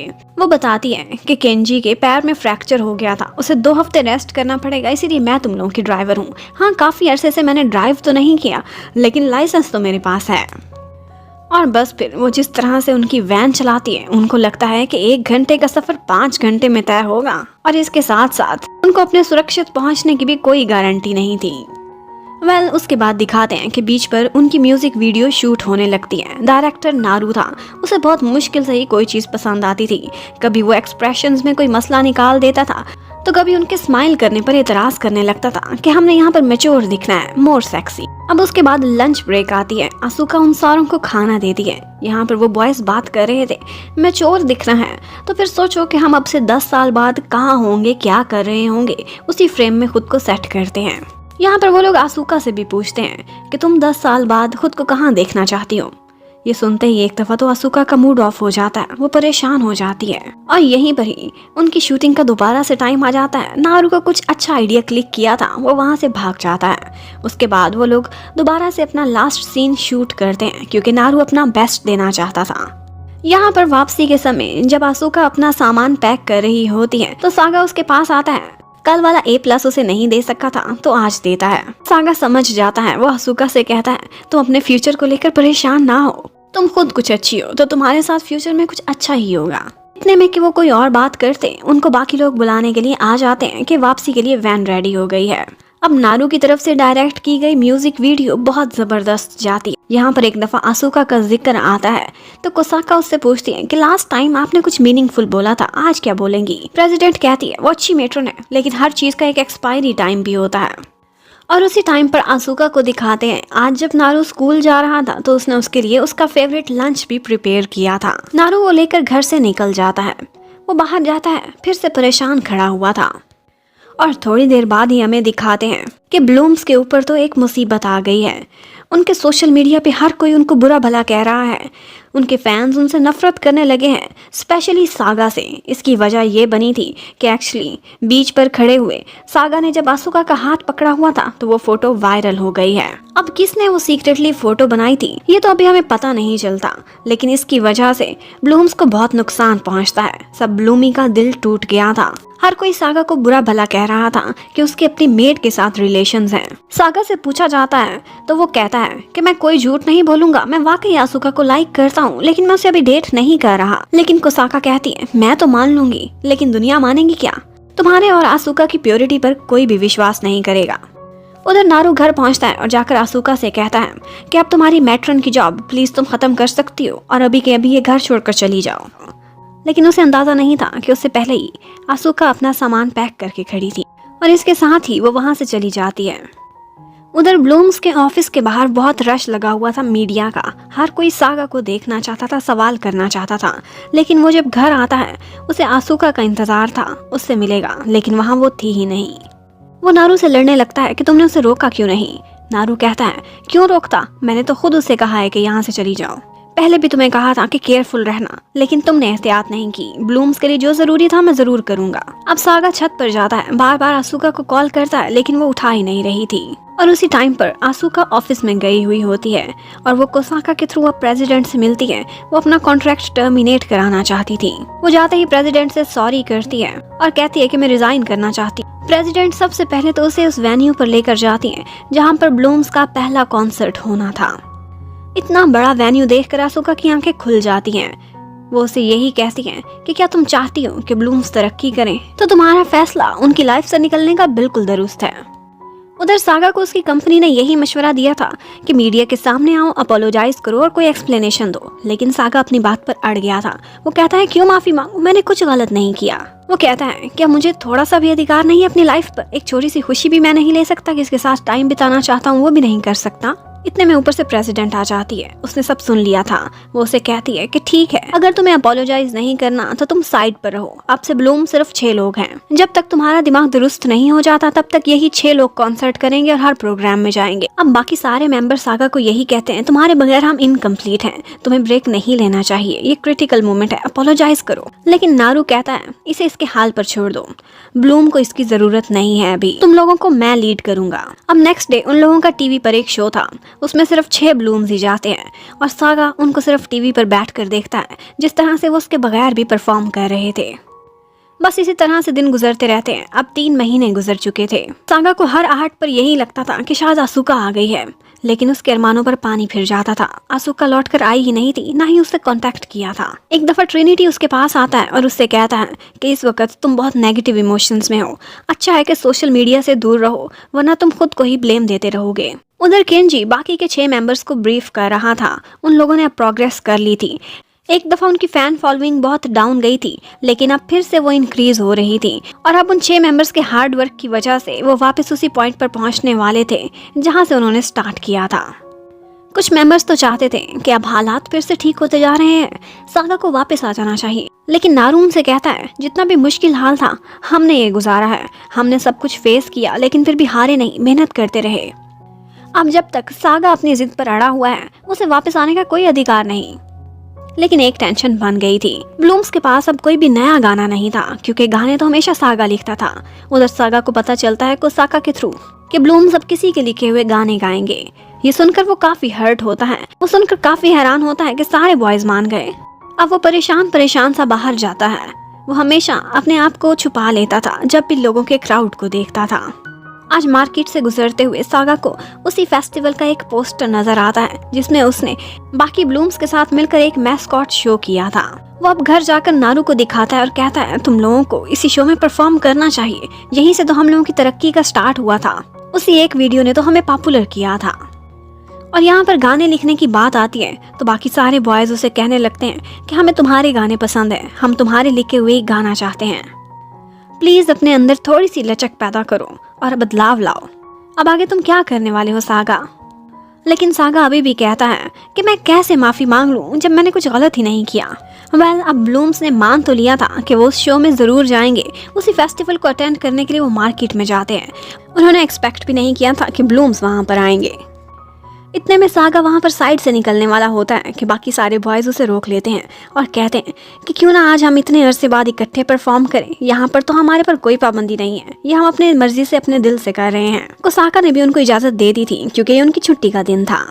अब यहाँ पर मैस्कॉट शो स्टार्ट हो जाता है। सागा काफी हेजिटेंट था और वो डरता डरता सामने आता है, लेकिन कोई भी उस पर पॉइंट आउट नहीं कर रहा था, तो वो सब बॉयज के साथ मिलकर परफॉर्म करता है। उसे बहुत खुशी मिली थी इतने अरसे बाद कुछ परफॉर्म करके। अब काफी दिनों बाद पहली दफा वो बॉयज कुछ रिलीव्ड फील करते हैं और घर आकर खुश नजर आ रहे थे। यहाँ पर दिखाते हैं कि जी अपने कुछ डॉक्यूमेंट्स ढूंढ रहा है, तो बाकी सबको पता चलता है कि एक्चुअली उसका एक ड्रीम है और वो है MBA करना। वो वही सोच रहा था कि कहाँ एडमिशन ले, लेकिन ब्लूम्स में होने की वजह से वो थोड़ा तो रिलक्टेंट था। और सागा बेचारा वो तो बस हमेशा फेस छुपाए बाहर निकलता था, लेकिन जहाँ भी जाता था तो उसे आसूका की यादें आती थी। आज उसे एक जगह पर आसूका की सिस्टर नजर आती है, तो वो उससे बात करता है। वो बताती है कि उसने आजकल एक फ्री स्टाइल स्कूल में पढ़ाना स्टार्ट कर दिया है और वो वहाँ पर मेट्रन भी है और टीचर भी, एक नया सपना तलाश कर रही है अपना। सिस्टर ये सुनकर काफी हैरान होती है कि क्या सागा को उसका कोई भी मैसेज नहीं मिला। वो बताती है कि वो तुम्हारे रिकॉर्डर में कुछ रिकॉर्ड करके गई थी और वो उसने नारू को दे दिया था। अब घर आते ही सागा नारू से लड़ाई करना स्टार्ट कर देता है। उसे नारू पर बहुत गुस्सा था कि उसने उससे ये छुपाने की जुर्रत कैसे की, लेकिन नारू भी आगे से रोने लगता है और कहता है कि मैं ये कैसे तुम्हें दे देता। अगर तुम आसूका का कोई भी मैसेज सुनते तो तुम वीक पड़ जाते और हमारी बात कभी भी ना मानते। हम तुम्हें खोना नहीं चाहते थे, तुम हमेशा से मेरी इंस्पिरेशन रहे हो। जब तुम लीडर थे तब भी मैं तुम्हें देख कर ही आगे बढ़ता था। तुम्हारे गानों के बगैर हम कुछ भी नहीं है। मुझे लगता था कि तुम थोड़े दिनों तक आसूका को भूलकर वापस ब्लूम्स में मिल जाओगे, और इसीलिए नारू कहता है कि मैंने ये सब किया। इतने में उसका एक दूसरा फ्रेंड सामने आता है और उसको एक एड्रेस देता है, बताता है कि इस जगह पर आजकल आसूका है। उसने फेस्टिवल में आसूका के कुछ फ्रेंड्स के थ्रू ये सब पता करा लिया था। अब सागा जल्दी जल्दी वहाँ जा रहा था, लेकिन आगे से कोसाका आ जाती है और उससे कहती है तुम्हें क्या लगता है आसूका इस हाल में तुम्हें देखकर खुश होगी क्या? और फिर वो उसे बताती है कि जब लास्ट टाइम आसूका जाने से पहले मुझसे मिली थी तो उसने मुझे कहा था कि मैं चाहती हूँ कि ये लड़के अपना सपना पूरा करें, यही तो मेरा सपना है। और अब वो इस तरह से तुम्हें हारा हुआ देखेगी तो वो भी सफर करेगी और तुम भी। लेकिन सागा को तो जाना था और वो वहाँ से चला जाता है। अब वो भागता हुआ उसी एड्रेस की तरफ जाता है जो कि एक एकेडमी का था। लेकिन अंदर जाने से पहले वो अपना रिकॉर्डर ऑन करता है और सुनता है कि जाने से पहले आसूका ने उसे क्या कहा था। वो सबसे पहले तो उसे सॉरी करती है कि मैं गुड बाय कहे बगैर जा रही हूँ, और साथ ही साथ ये भी कहती है कि तुम मेरे लिए सबसे स्पेशल हो। जो भी थोड़ा बहुत टाइम मैंने तुम्हारे साथ बिताया ये मेरी लाइफ का बेस्ट टाइम था।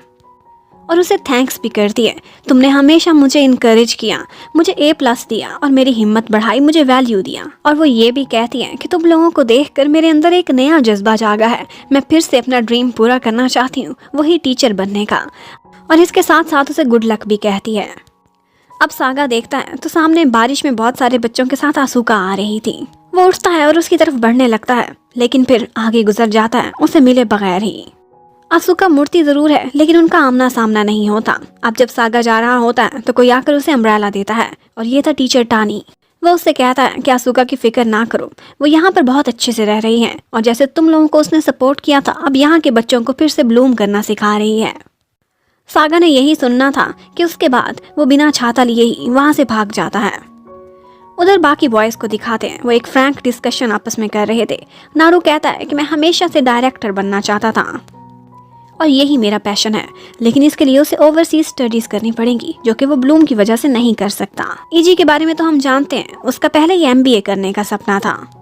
और 2 बॉयज ऐसे थे जो डांस की एक्सपर्ट से ट्रेनिंग लेना चाहते थे और बड़े बड़े कॉन्टेस्ट्स में भी उन्होंने भाग लिया था, लेकिन ब्लूम्स में होने की वजह से उनकी भी लिमिट सेट हो गई थी।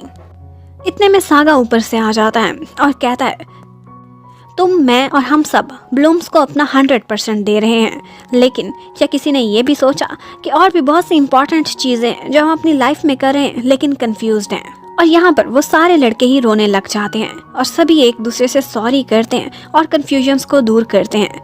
वो सारे बैंड बॉयज़ कहते हैं कि हम वीक पड़ गए थे, हमें तुम्हारे साथ खड़ा होना चाहिए था, तुम्हारा साथ देना चाहिए था, लेकिन सिर्फ ब्लूम बैंड की खातिर हम कुछ ना बोल सके। उन सब की लाइफ में नंबर 1 पर ब्लूम था जिसे वो सबसे इम्पोर्टेंट समझते थे। यहाँ पर सागा कहता है कि मैं हर किसी को अपना 100% देने को नहीं कह रहा, 100% खुश रखना चाहता हूँ, इसलिए अब कंफ्यूजन में रहना छोड़ो और अपने पैशन का पीछा करो। और फिर इसके साथ ही वो सारों को कहता है क्यों ना हम लोग डिसबैंड हो जाएं। हमें दिखाते हैं कि आसूका को टानी ने जिस स्कूल में रिकमेंड कराया था वो बहुत अच्छा स्कूल था।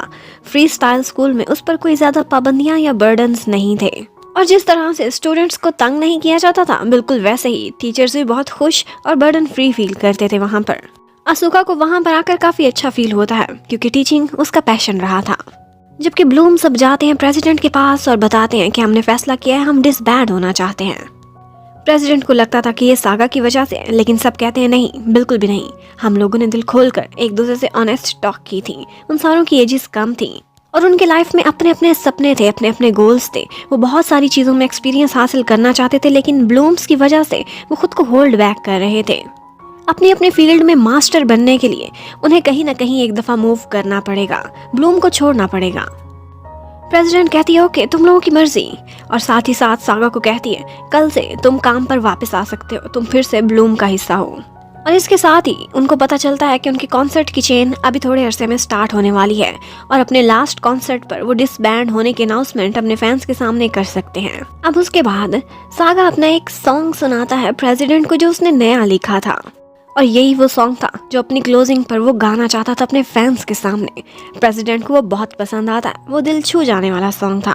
कोसाका सागा को कहती है कि एक दफ़ा फिर से सोच लो, कहीं तुम लोगों को रिग्रेट्स ना हो, डिसबैंड होने का फैसला रिकंसीडर करो। लेकिन उन्होंने तो फैसला कर लिया था। अब सारे बॉयज़ बहुत सारी मेहनत करते हैं, रिहर्सल करते हैं, अपने लास्ट कॉन्सर्ट्स की चेन वो बहुत ज़बरदस्त देना चाहते थे, ब्लूमीज को खुश करना चाहते थे। और सबसे बड़ी खुशी उनको इस बात की थी कि बहुत अरसे बाद सागा भी उनको ज्वाइन करेगा, स्टेज पर उनके साथ होगा।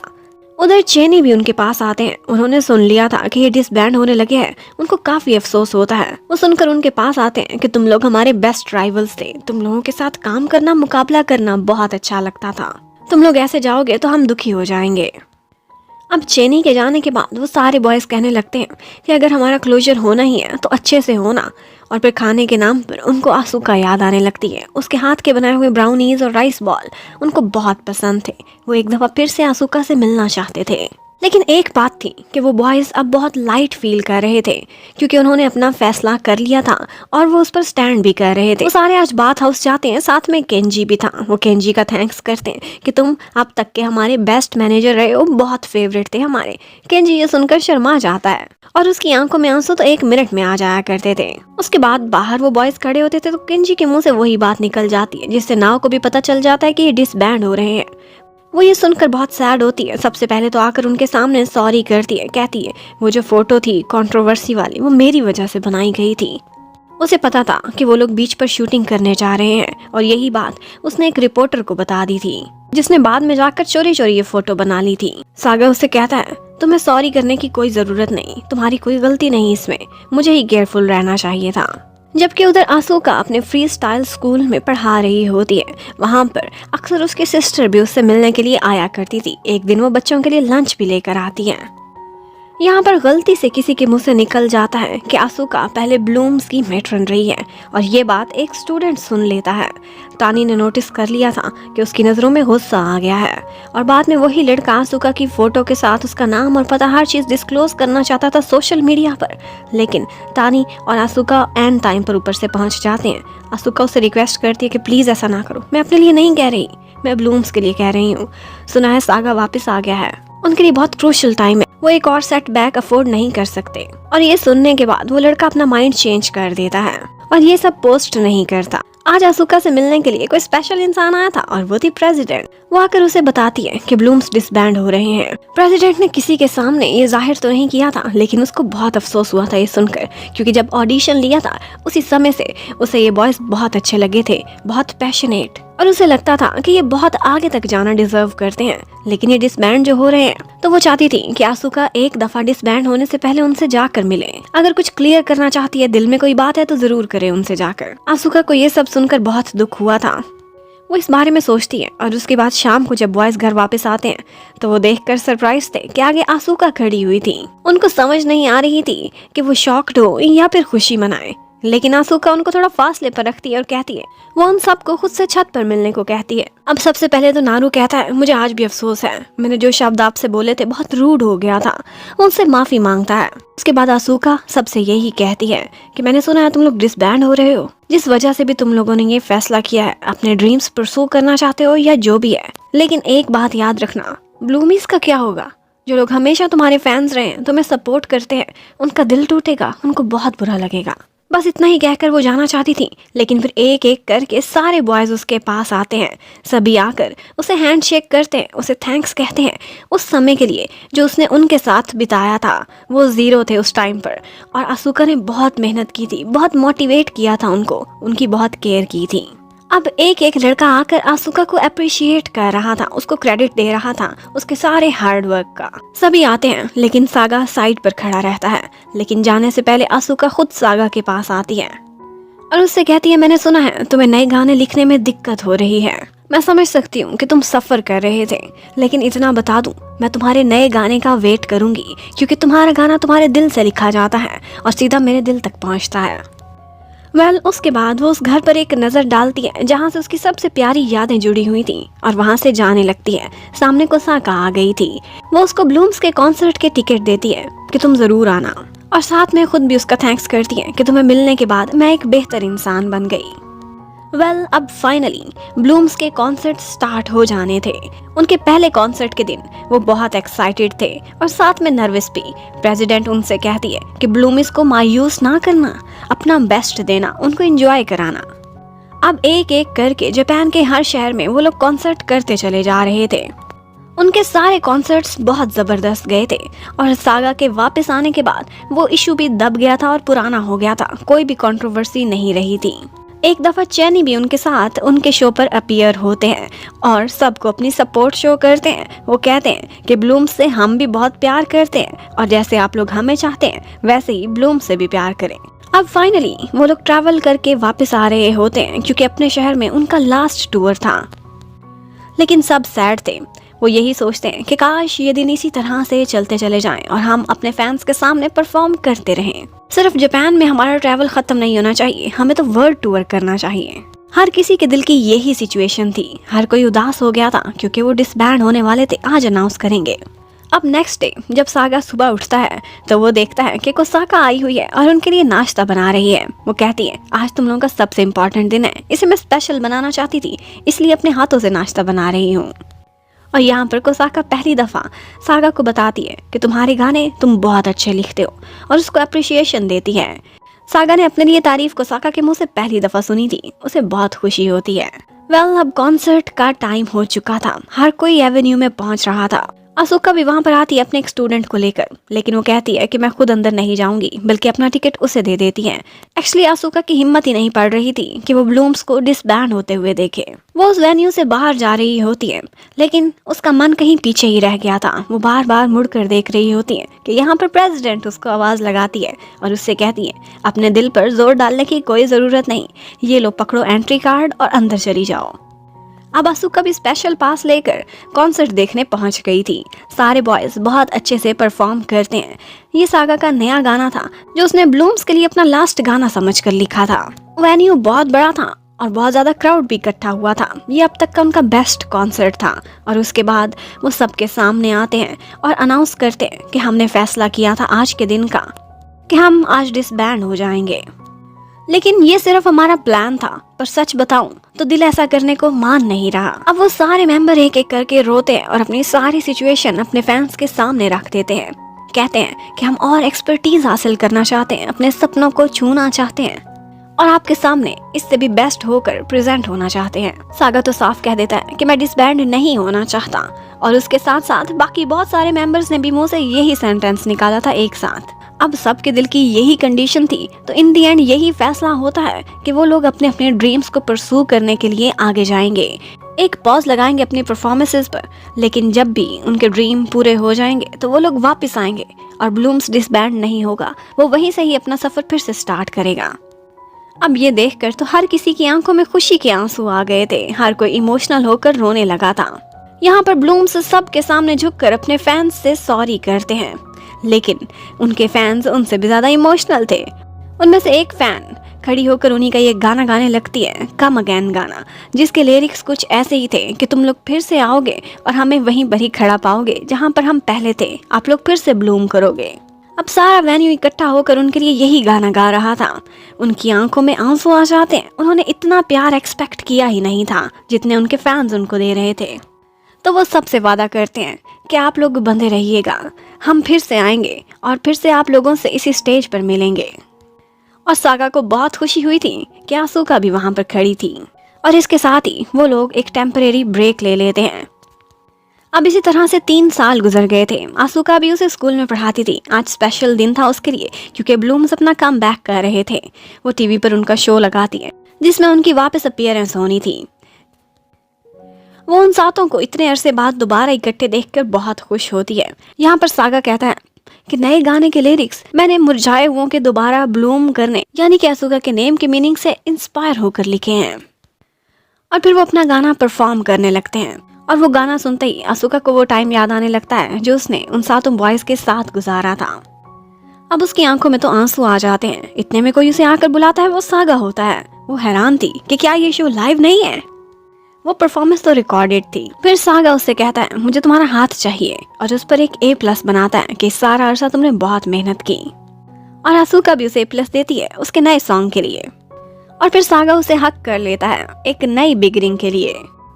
अब एक तरफ ब्लूम्स की नई स्टार्टिंग थी और दूसरी तरफ आसुका और सागा की लाइफ की नई बिगिनिंग। और इसके साथ ही ये ड्रामा खत्म होता है। Thank you for watching, stay connected, bye bye.